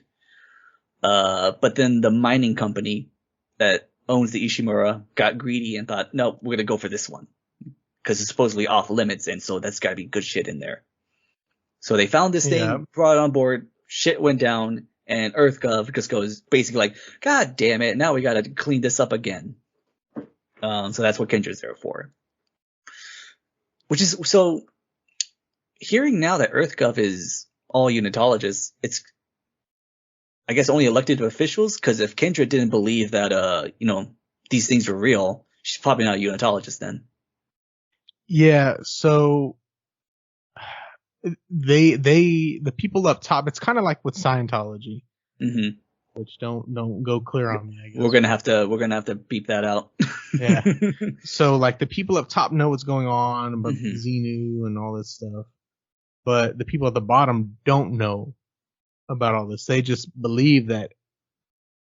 I guess that they kind of hide more of the wacky aspects Okay. from people, if that makes sense. Okay. No, I got you. Like, I guess like she wasn't part of the government. She just works for them. So I guess it's a little different. Yeah, but she is also like she is a unitologist, but she's doesn't know. Oh, like she's just so far down there. That's like, oh, then Yeah. this probably isn't it. Like maybe it's just for safety reasons. Like, oh, just say I'm a unitologist. Yeah. Okay, I didn't think about it like that. That's interesting. Okay. But so she reveals this plan, like, oh, did this and this. So Isaac runs into Nicole a couple times actually, and this is where the big change in his voice comes through. Because in the first one, the original, he doesn't talk to her at all. Yeah. But here now he like responds, I feel like how you normally would. He would go like, "Oh my God, thank God I found you. I'm so happy. I never thought I'd see you again." It's a lot more natural than just not saying a word. And this one though, I think they were a little more upfront with Nicole's fate. Mhm. Do you think so? Because I feel like in the original she was a lot more friendly. She sounded normal. And this one, she sounded off. Yeah, so that's one of the biggest things that I guess was such a shocker going from the first to the second game back in the day. Mhm. Was in the first game it was just kind of like he's chasing this ghost that Yes. but in the second one she's very much a malevolent spirit, like very creepy, Mhm. and I think in the end of the second one you're actually fighting her. Yeah. So yeah, this one did hint more so that something weird's going on. All right, here's the big one. Here's the big twist if you don't know what's happening. Big. Nicole is dead. She's been dead since the beginning. The way it's revealed to Isaac and to the player, if you don't know, is near the end, though they changed this part up. I don't know if you saw this change. Kendra has Nicole hostage in front of Isaac when he's like in his little thing. She goes like, oh, give me back the mark or whatever. And he goes, oh, let her go. We don't need to kill her. Kendra just goes like, oh, let who go? Like, you're so fucking crazy. You're so out of it. He's like, here, you haven't even watched the whole thing, or you haven't accepted it. So it plays like the whole video from the beginning with Nicole like talking to Isaac saying she wants to see him again. Basically a voicemail or video mail, I guess. But it ends up playing the whole way through, and you see that she euthanized herself. She got a syringe of something, injected herself with it, and just died because she just couldn't deal with it. Yeah. So that's how and so I think now most players would agree that maybe he knew the whole time and just couldn't accept it. I think I could see him going that route, kind of like that person that knows, that something horrible happened, but they're sectioned off, they cordoned off that area of, and they just went into like a total I don't know, I guess totally went into like disbelief mode, like nope. Yeah. Put the blinders on. Yeah, basically like that's kind of the little child thing, like la la la la la. It's not true. Yes. Mm-hmm. And so like when Nicole does, when he sees that, like who he thinks is Nicole, he sees like the face warps, and it turns out it was a scientist from earlier that he talked to real quick, Elizabeth Cross. And so the marker influenced the both of them to see their loved ones to help like accomplish what the marker wanted them to do. Mm-hmm. Which is a huge change from the first game, because the first game, it's just that she's been dead and what you were seeing was an hallucination, and like entirely. Whereas here, it's like he's seeing a person is there, it's just not the person who he thinks. which I think is Right. better in the sense like, because in the first one it's like, okay, if it was all hallucination, like how did it physically happen? You know, like who changed this? Who unlocked the doors? Kind of like the Shining thing. Like if it was all in his head, then how did this happen? You know. Right. Whereas here it's like, okay, no, there was a person there that did help him, but it was just manipulated. You know, reality was bended instead of like kind of, totally just made up. That was a huge Yes. change, and I like that. I think I like that change more because it makes more sense.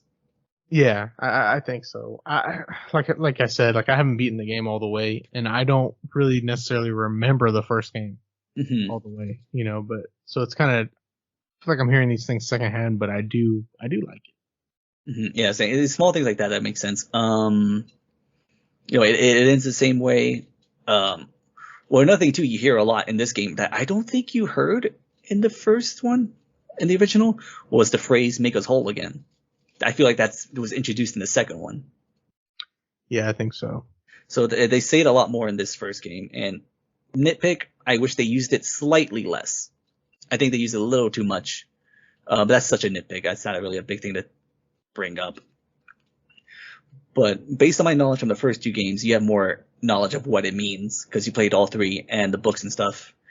I always got the phrase of "make us whole again" as the marker wanting to be reunited with its maker. Is that right? Yeah, so I think a lot of this unification stuff is definitely talked about more on the third game. Mm-hmm. Oh yeah, the third game. Because I think depending on what you play, it kind of means has slightly different meanings if you were to apply it to each game. Right. Yeah, for sure. Because there's this thing called convergence, which is basically alive and living people and necromorphs combine into one. They unite, unitology. But I think in order for that to happen, the marker has to absorb its maker. Yes, I and think, yeah. So the marker's kind of like this like it's sentient, entity. right? Yeah, it's like this sentient entity that's like just a symbiote, I guess you could say. Okay. And I think the reason why convergence couldn't happen in this first one is because the marker is man-made, but it was man-made like hundreds of years ago. Well, Its like, yeah, its makers are dead, so you yeah, can't like do that. So I think the theory was it wanted to be put back on Aegis 7 on the pedestal because even though it itself couldn't cause convergence, this grand event to happen, it could send out the codes to make other people see it, to make their own markers, and to make that happen. Does that sound right? right, yeah, and then which kind of leads into the second one where they're, Mm-hmm. you know, well, I don't know, I feel like it's weird because I feel like I don't want to, like, I might be ruining this for some people, but then I also, the game's like, We're what? in spoiler territory. I feel like if we're in spoiler territory for the first game, naturally that's going to mean other games too. Yeah, it's a hard one. I would say it's fair because I'd say it's fine because the alternate ending hints at Dead Space 2 as well. Yeah, yeah, Um, because okay, so like yes, yeah, this marker wants to get back on the pedestal, admit its codes to try to find someone to make a marker. Because I think too, in this again, we're going to the second one because it uses elements in the second game. Isn't it like more highly intelligent people can like have a better chance of like deciphering what the marker means? yeah. Intelligence it plays a big role in how these things are interpreted, like how these signals are interpreted. That's probably why Dr. Mercer, even though he is a unitologist and believes this, so that helps him. I mean, he's a doctor, so clearly he's smart. Probably why Nicole was able to fight it off for a while because she's a senior medical officer. And Yes, then yes, Isaac is an engineer, mechanical, I assume. So, and like I said, clearly intelligent. That's why he's able to. Well, he's still affected by it greatly, but right, he's not right. like driven insane. Well, relative, relative to it. Yeah, I feel like you get to see the scars of it, of course, in the second game, the way it Hmm. opens up. Yeah, and then speaking of the second game too, they kind of do a homage to the opening of that one with a necromorph transformation on top of Isaac. That looks Yes. beautiful. To see it happen that quickly and it looks so good because obviously on the current hardware, holy shit, it's terrifying. So it looked better than the. I mean, obviously. Well, you saw it. It Are happened you in talking about the the second one? no. I'm talking about in the remake when it happened with the captain. Oh, okay. Yes. That Yeah, was that was good. that scared me. I think I sent you that screen grab from when that happened. But Hmm. to me though, the second one was the reason why I was confused is because the second one's much more in your face Yeah. I think with than the remake it was more like the entire body. yeah. As But you said, literally it's in your face. yeah, the second one, like you're seeing this person's skin just come Ugh, off, it was so which was gross. impressive, especially for the time. Hmm. It still looks good. I get this remake version looks smoother naturally, but the second one has the grossness factor. I think still because you can see like everything. Yeah. Um, so I was gonna say, so like I'm skipping a bit because it's not that important as far as like the boss fights. Like he defeats the hive mind, Isaac does, and he Mhm. escapes on the I guess escape pod naturally, um, and then it ends with the same thing, the jump scare with a vision of the cold jumping out at him. So that part is different, but there's a fun little ending, as I mentioned before, with the alternate ending. If you played New Game Plus, you can each chapter 12, you can find a marker fragment in each chapter. And so if you find all 12 and there's a section in the crew deck with, Mhm. I want to say the captain, there's like a little marker there.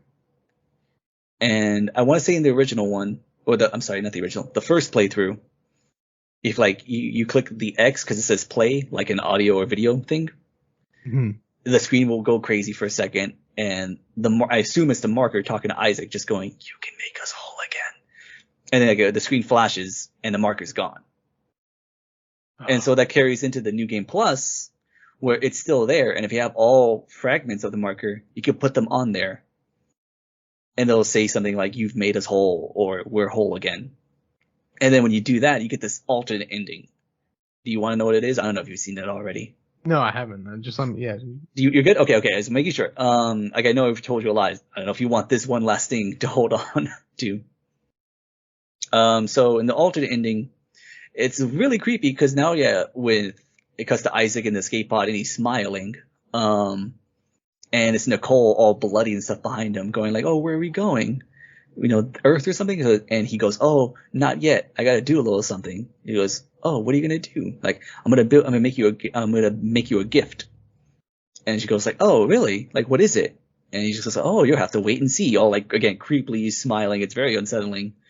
And like the camera pans out to behind him, and you can see in the interior, it's a bunch of like the marker language scrawled all against the walls and the ceiling and the floor.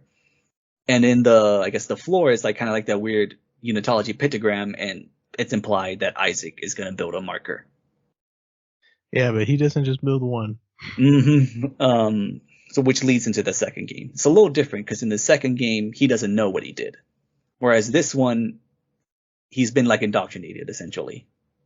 Yeah, man, the second one's so good. I really Yeah, no, it's gonna be interesting how they do it because they implemented a lot of ideas in the second one.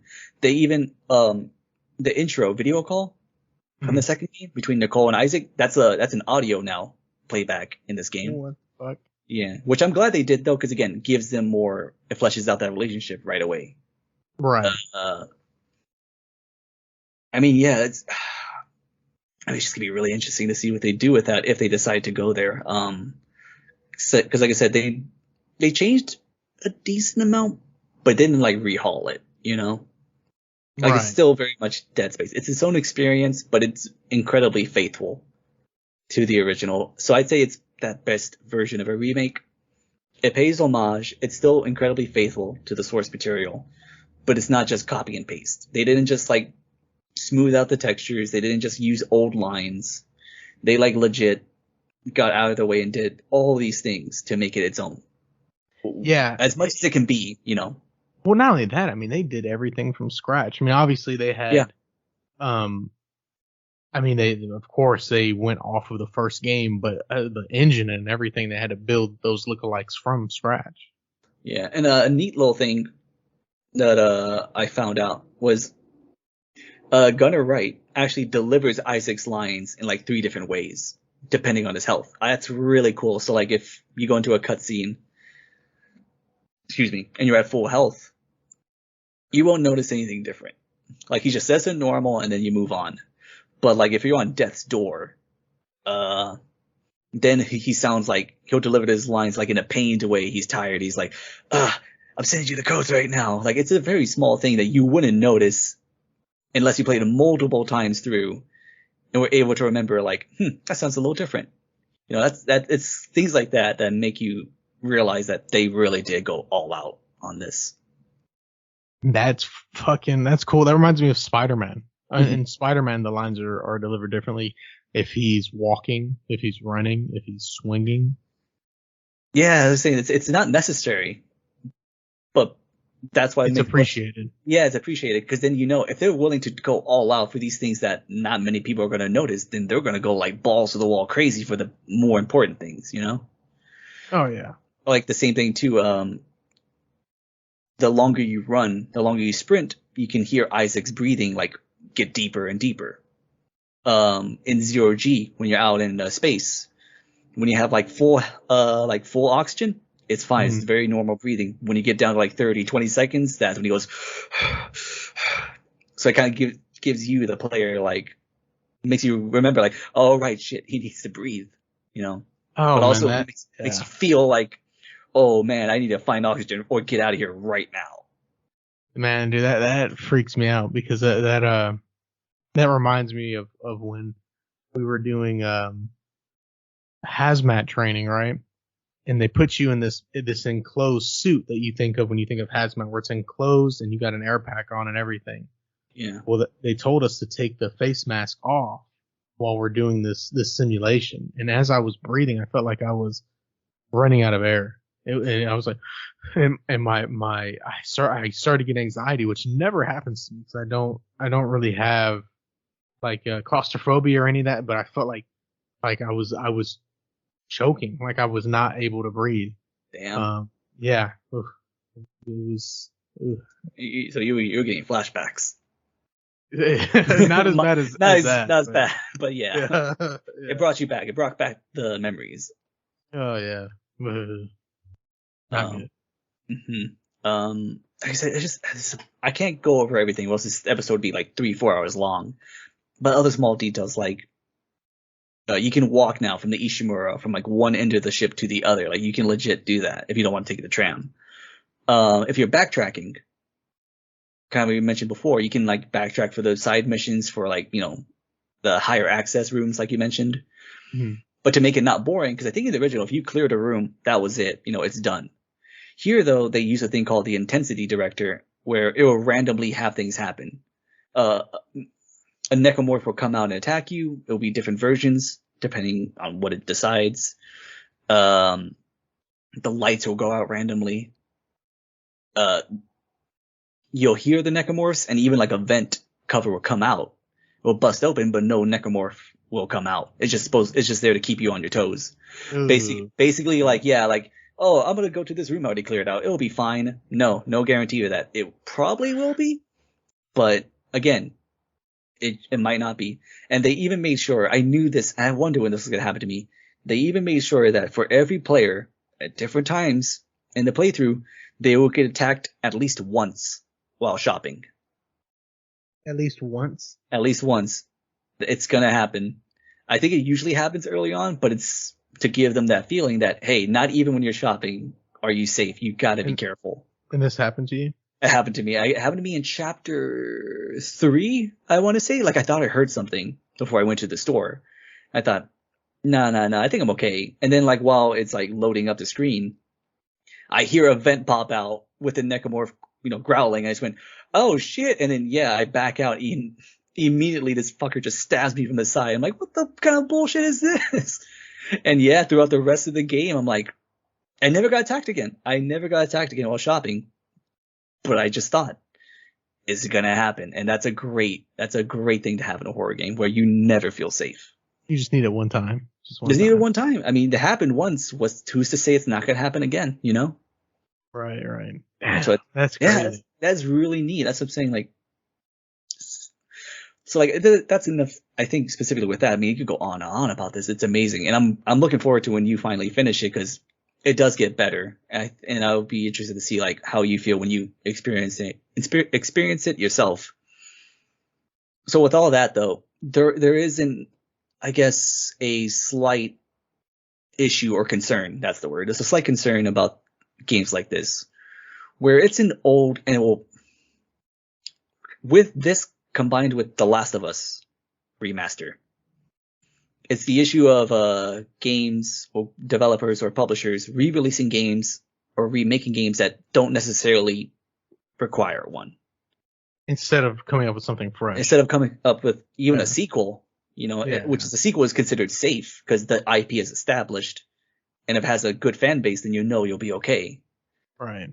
So like which is still like it's a very it's a light risk. Whereas with a remake or a remaster, it's zero risk because it's the same thing, just tweaked. And then it comes the issue too of like reselling at a full price. So I guess some people think this might send a bad trend for gaming, where companies see this, they see their this remake does well, and then they'll go, oh, okay, what are we gonna do here? Okay, we're just gonna instead of making Fallout 5, we're just gonna re-release Fallout 3. Instead of making, I wouldn't mind that. That's it. Yeah, it's cool, yeah. But that is concerning. Like now, like we're not gonna get new games anymore. We're just gonna get like better quality old games. No, I get what you're saying. We definitely need a balance, but I also feel like this isn't just. I feel like they had to sink some money into this because, like we said earlier, they redid the voice acting, right? Mm-hmm. They redid the sound effects. They put it on a whole new engine. Yeah. So basically, they skipped the pre-development and content design and storyboarding for the most part. Obviously, they had to what are we going to change? We're not going to change. But they still sunk a lot of money into that. So it's not like it's just pure like with the PS4 remake of The Last of Us when they said, yeah, we already had these up-res textures here. Mm-hmm. So, I don't know. Yeah, that's what I was saying. Like I get it. Like I said, especially something with The Last of Us on the PS5, because don't get me wrong, it looks better, it looks fantastic. Don't get me wrong, but it's not like this game's like it looked amazing, especially since it was a PS4 remaster. It's like you did it twice. I mean, you see the same thing with like Resident Evil 4. Like God, it is a joke how many times that's been remastered. Again, right now. Oh yeah, again, right now. But I've never played it, so for me personally, I'm excited for it because this is gonna be my first time playing it. Whenever I get it. You also got to think about how many people are like that now. Like we said earlier with Gerard, never played it, and is going to give it a chance. Or people in his age group who were like, man, this looks fucking crazy. What is this? Oh, I remember my big brother or sister playing this. Like what the fuck? Yeah, and it's a special case in this one too, because if it was an ongoing franchise, like I said, with The Last of Us, or if they wanted to do this with Tomb Raider, or, basically any franchise that is alive and well, I can get that concern. But Dead Space was dead. I mean, no pun intended, but it was literally dead in the water. Nothing new was going to come out from it, Whatever plans they had for Dead Space 4 died whenever Dead Space 3 sold poorly, Yeah. So this is more of like, in my the way I see it, it's a chance at a revival than just it probably is a cash grab. Every game is a cash grab. Anything that's been made its purpose is to make cash. Well, not only that, but it's got purpose to hopefully revive it. Yeah, it's just a whole studio went down when this went down, right? Talented studio, a very talented studio. Yeah, so that was the biggest thing. That was not violation, was it? Visceral. Yeah, that was like a badass studio. Didn't they do a badass Star Wars game and all that? They were working on it, and it got canceled. Oh yeah, Amy Hennig, right? Mm-hmm, that one, and then they got canceled, and then they got canned. Yeah. And I don't know for a fact how many are involved who work for Visceral are in Motive. I know there's a couple, but I don't know if any of them were like huge, parts of the original. And then, did this, that I can't confirm nor deny. I do know a lot of that team worked on, what's it called? The Callisto Protocol. I know that. Yeah, and man, that's just so disappointing. Yeah, I know. So, Because these weren't, like you said, these weren't the same guys mhm. as a whole. But Callisto Protocol was the same guys, and they literally made it. They made Dead Space, and they Mhm. fucked up on the Callisto. Yeah, which is crazy because you can see there's huge similarities between the games, you know. Of course, yeah. Yeah, and I'm not trying to crap on it, but like, you know, obviously like it's paying homage to that stuff. It's all cool, but I guess it just didn't turn out as well. And it's not one of those like, oh, because it's a new IP and stuff, you know, it's gonna have issues. It's more of just like on a mechanical level, you know, that was the issue, and that's something you never want. There's no excuse for that. Well, I don't want to say that because I have never developed games. I have no right to say that, but it's less forgivable, I guess, is what I'm trying to say. Yeah. Whereas Yeah. if it's something lore related or story, or you're trying something new, then I think most people will be like, I didn't like it, but you know what? I think this could go somewhere. Yeah, it seemed like there was a mixed bag with that one. Here, they fucking nailed it. I really feel like if I didn't know any better and you told me this is the same people that worked on the original, I would 100% believe you. Yeah. Like, I can feel it was made with love. You know, it's a cheesy thing to say, but I mean, I think both have their merits. And some will prefer the original, some will prefer the remaster. But that's the thing. That's the beauty of any remaster or remake, is that it stands on its own as far as, you know, a remake can, but it doesn't like spit at the original. It doesn't think it's stupid. It doesn't take shots. It just goes like, hey, we're gonna leave that alone, but here's our take on it. You know, like I think the biggest reference to the first one, I think it was kind of a joke with Mercer when when he was taunting Isaac. He said like, "Oh, I would ask you about this, but you don't look like the talkative type." You know, and obviously that's a little sly joke to like, you know, Isaac not talking in the original. Yeah. You know, so it's like that's it's good. It's like a little like nudge, a little tongue in cheek. You know, everything else is like, even if like things I don't disagree with, I don't think it was mean spirited or anything. Just like they tried their take that I didn't like specifically, but overall, small potatoes. Yeah, I mean, I think at the end of the day, like you said, this is just an artful remaster Hmm. or remake, because it's not a remaster, it's a I'd say, remake. I'd yeah, this say. is a full on remake for sure. Um, yeah, and I'm excited to beat it. Shit, I still haven't even beaten that Rick and Morty game, Yeah, High on Life. yeah, I've kind of got like my hands in 3 or 4 different games right now. Yeah. Based on what you've played so far, I know you haven't finished it yet, but based on what you played so far, what would you give this game? Maybe a 9.25. I'm going to the quarters there. Yeah. Yeah. I'd give it like a 9.5. Yeah. But you also have to keep in mind, I'm playing on PC. Have you come up with a lot of bugs then? Have you come across them? Quite a bit of stuttering. Quite a bit of stuttering. And which the only reason I say that is, um, where is it? Let me see what the specs are. Because my PC is well within the specs for it, you know. Right. So theoretically it should play well. Yeah, but I mean, there's a whole bunch of hosts of other issues that you could have. But yeah, Right. so this Right. game requires a 5600X for the recommended 16 gigs of RAM and Hmm. RTX 3070. So I could see how I would expect, like, maybe, you know, small dips, but there were times where it was just like a total pause, like, and Oh. then yeah. So, but Did it like I happen said, in Oh, sorry, go ahead. no, like I said, it wasn't too often. So Okay, that's exactly what I was gonna ask. Yeah, I came across some bugs. Nothing crazy. One that was common was if like you killed a necromorph by a door and then opened that door, its body would like freak out and just like basically have a seizure when the door that was a opened or closed. leftover from the original. The same shit happened Yeah, in the original. yeah, that's what I'm saying. Like that's not like game breaking. That's not annoying. It's just more like that's a little funny. One that was weird. So is when I did my impossible mode run, which is basically permadeath. It's hard with permadeath. If you die once, you gotta start all the way back, but you can save as many times as you want. Um, yeah, so it's not that hard. You just gotta be careful. In any case, it was when you're in medical and you gotta go back to find the liquid nitrogen, and you said, you know, Yeah, the yeah, hunter's yeah. gonna come back and attack you. Well, before that's supposed to happen, on my way back, I opened up the door, and like a fucking horror movie, the hunter was just standing there, but it didn't move.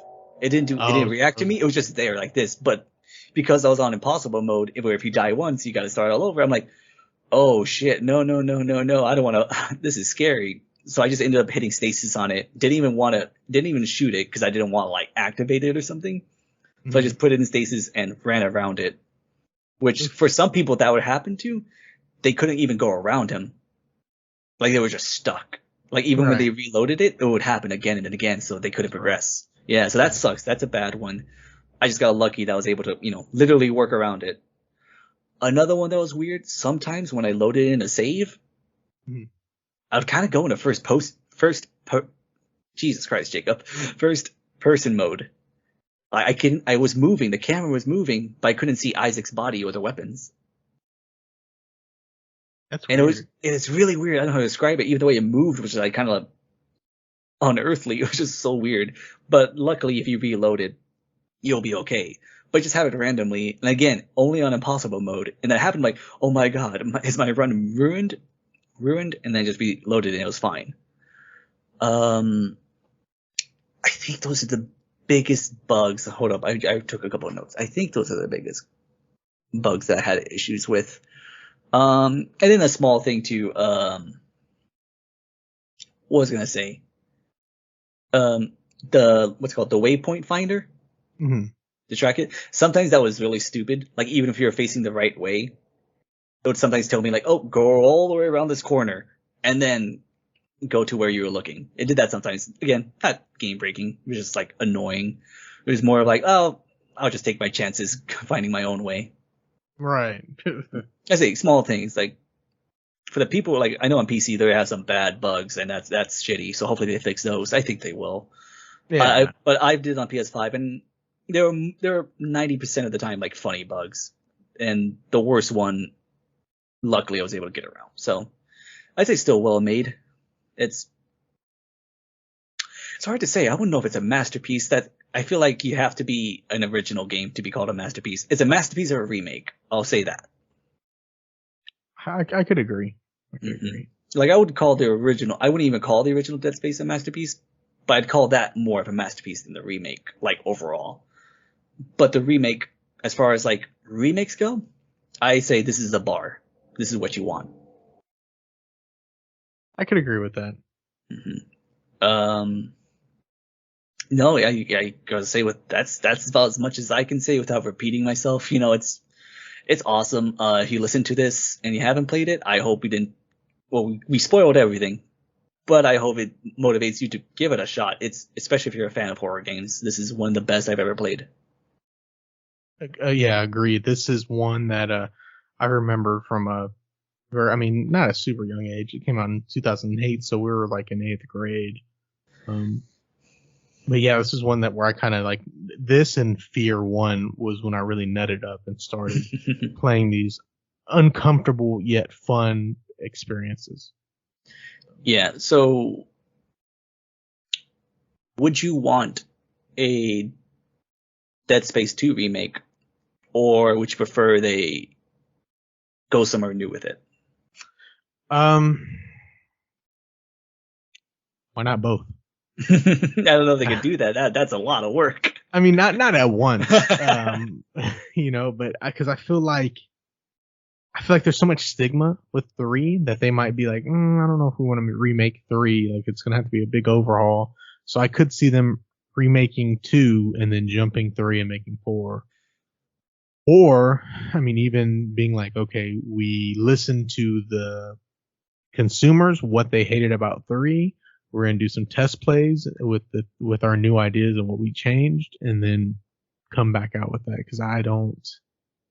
Um, Yeah, I mean, I would like to be honest. I would like to see both. I would like to see both because two was the best one, in my opinion. Yeah. So So kind of like remake them, and that leads into the new. yes, I think I because that would agree give them with. time.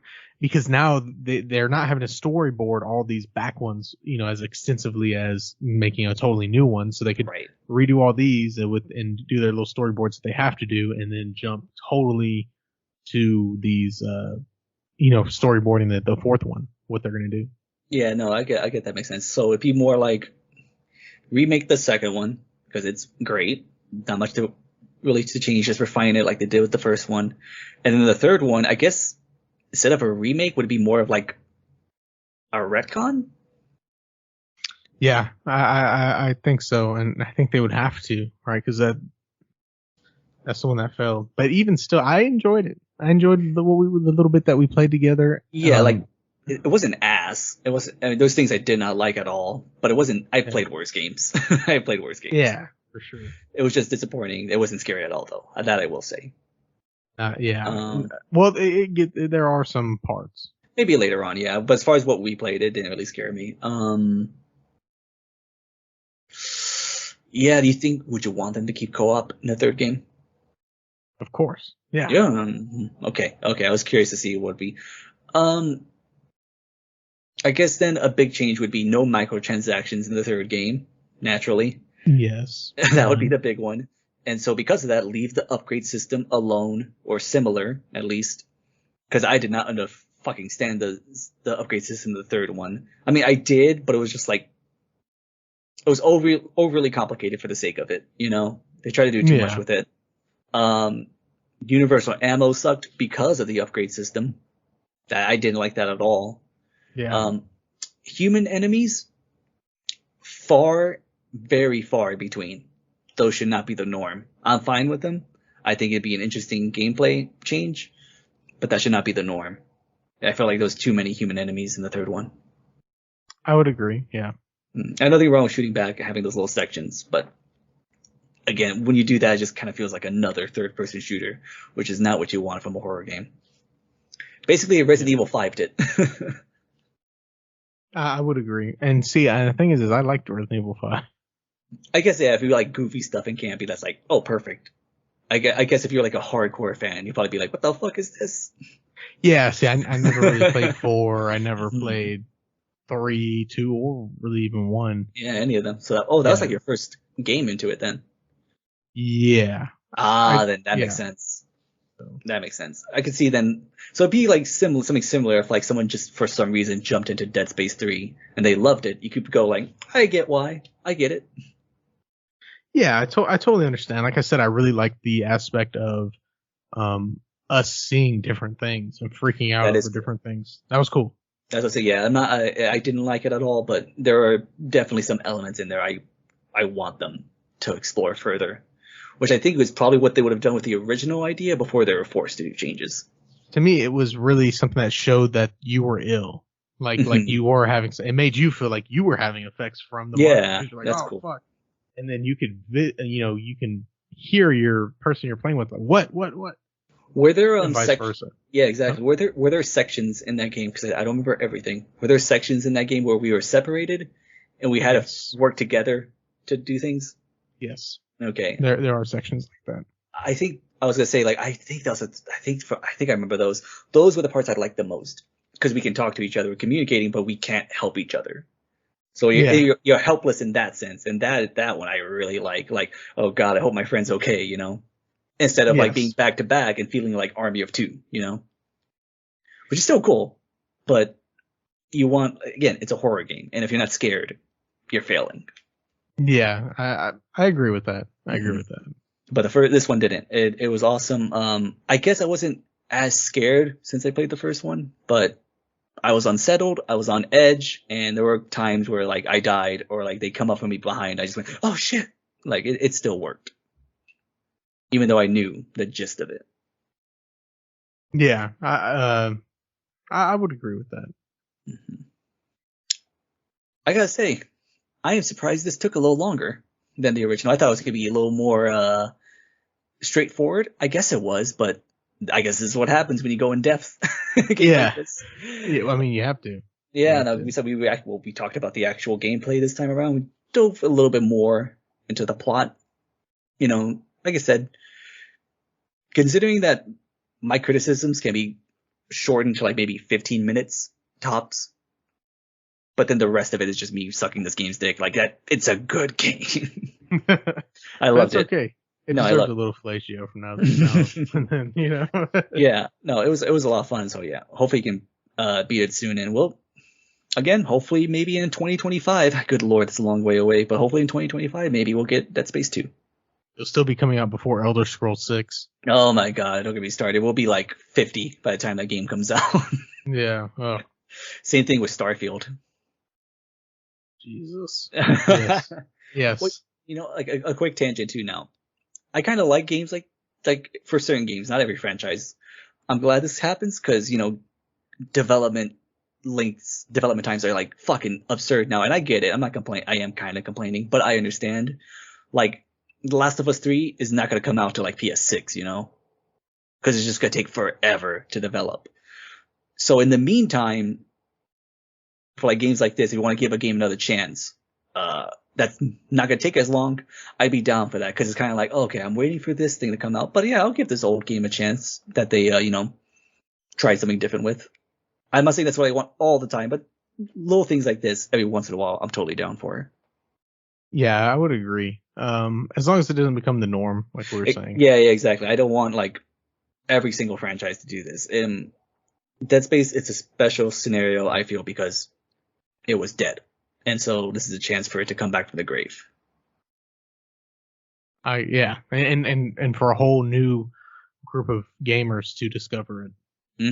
It did really well. So props to Motive, and even to EA. You know, they greenlit it. They finally saw that, oh, single player games can sell. Who would have fucking thought? You know, they could have been hard headed and not done it. So I'll credit them for not being total idiots. Yeah. You made a smart choice. And like I said, I just really hope it sells enough to Me too. okay a Dead Space 2, which should be easier now since a lot of the things they use now they have an engine. Yeah, and I just have to make little tweaks to it. So Exactly. So fingers crossed, man. Fingers crossed. Who would have thought that literally the first game we reviewed, and we did because we thought, oh, well, we'll never see it again. A couple years later, here we go. yeah, here we are playing it, pissing our pants again. Oh yeah. Congrats, man. Episode 40. We did it. We did it, dude. Yeah. It's awesome. And I hope this did one of our favorite games of all time, not just horror game, but just favorite game in general. Yeah. Yeah. Justice this time around, as we think this remake did for that game. You know, this is our episode 2 remake. You know. Yeah, our editing is a little bit tighter. So it's a little bit tighter. We got video now, so that'll be fun. We're older. We're kind of wiser. I was a little hesitant on that. We're you know, it's been a journey. You can tell, like, you know, it's obviously still rough around the edge. God damn it, Jerry. This is our celebration. Happy episode 40. Happy episode 40. Jerry has changed the background. Jerry has changed the background to a room full of balloons for our audio only listeners. Yeah, thank you all so much for helping us get to episode 40. It was a lot of fun. It's been a lot of fun, and it will continue to be fun. Very happy that right before this too, we did something new. So hell yeah. We'll see what we can do. Have a couple ideas for episode 50, but that's still a long ways away. So we'll see. But very happy we were able to do this game for episode 40. Yeah, me too. It was a great one to do, and maybe another badass remake will come out. Hopefully so, man. Hopefully so. But hopefully not too many remakes. Like, because I feel like the PS4 era was the era of the remake or the remaster. Definitely. I mean, the first like year of a release, I felt like 90% of games were just remasters. Yeah, for sure. I was just saying you're right, PS4, because they remastered the Arkham trilogy, and that really didn't need it, you know? Nah. Yeah, so I feel like 2 generations of consoles, you can remake something. So, like, if you want to remake something on PS5, if it was released on the PS3, I'm willing to give it a chance.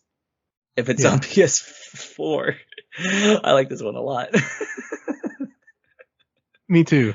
It's very official. We got you gotta like scoot We did over or it. something. That's funny. We We did did it. it. We're like in a this looks like a council background now. And Jerry are just next to each other. It's just me and you. That's it. Yes, that's what's two unrelated brothers, not like five unrelated brothers. Who knows? Maybe that'll be our next level. Maybe. Maybe. Council of 7, but the other 5 died. No, Jesus, that's dark. We got lore now. Yeah. Yeah. There's gonna be like a hidden 7 now in our logo. Like you gotta really look for it. Like, oh, what happened there? And then, spoiler alert, it's been there the whole time since episode 1. Now I gotta look at it. I've used that logo so many times. I think I know it by heart, but now I don't know. Yes. So, yeah, thank you all for listening. I hope y'all enjoyed this episode. You all enjoyed the rambling. I hear it's what some people come for. Is it's almost like a conversation with friends. Hopefully, just know that we love y'all. And Jacob, I love you, brother. Necessary said, thank you all. We hope you find entertainment in our ramblings, but we try to keep it coherent ramblings. That's what I try to. But if I had to describe our format, it'd be that. We want to keep it a conversation, but once in a while, kind of like what we did here, actually get into the nitty gritty of things because we love these things and we want to kind of show our appreciation for these things that maybe not everyone sees, but also at the same time just kind of be idiots about it as well. So thank you all for sticking with us. Episode 40, amazing. Thank you. I love you too, brother. Take care and be good, y'all. See ya. See ya.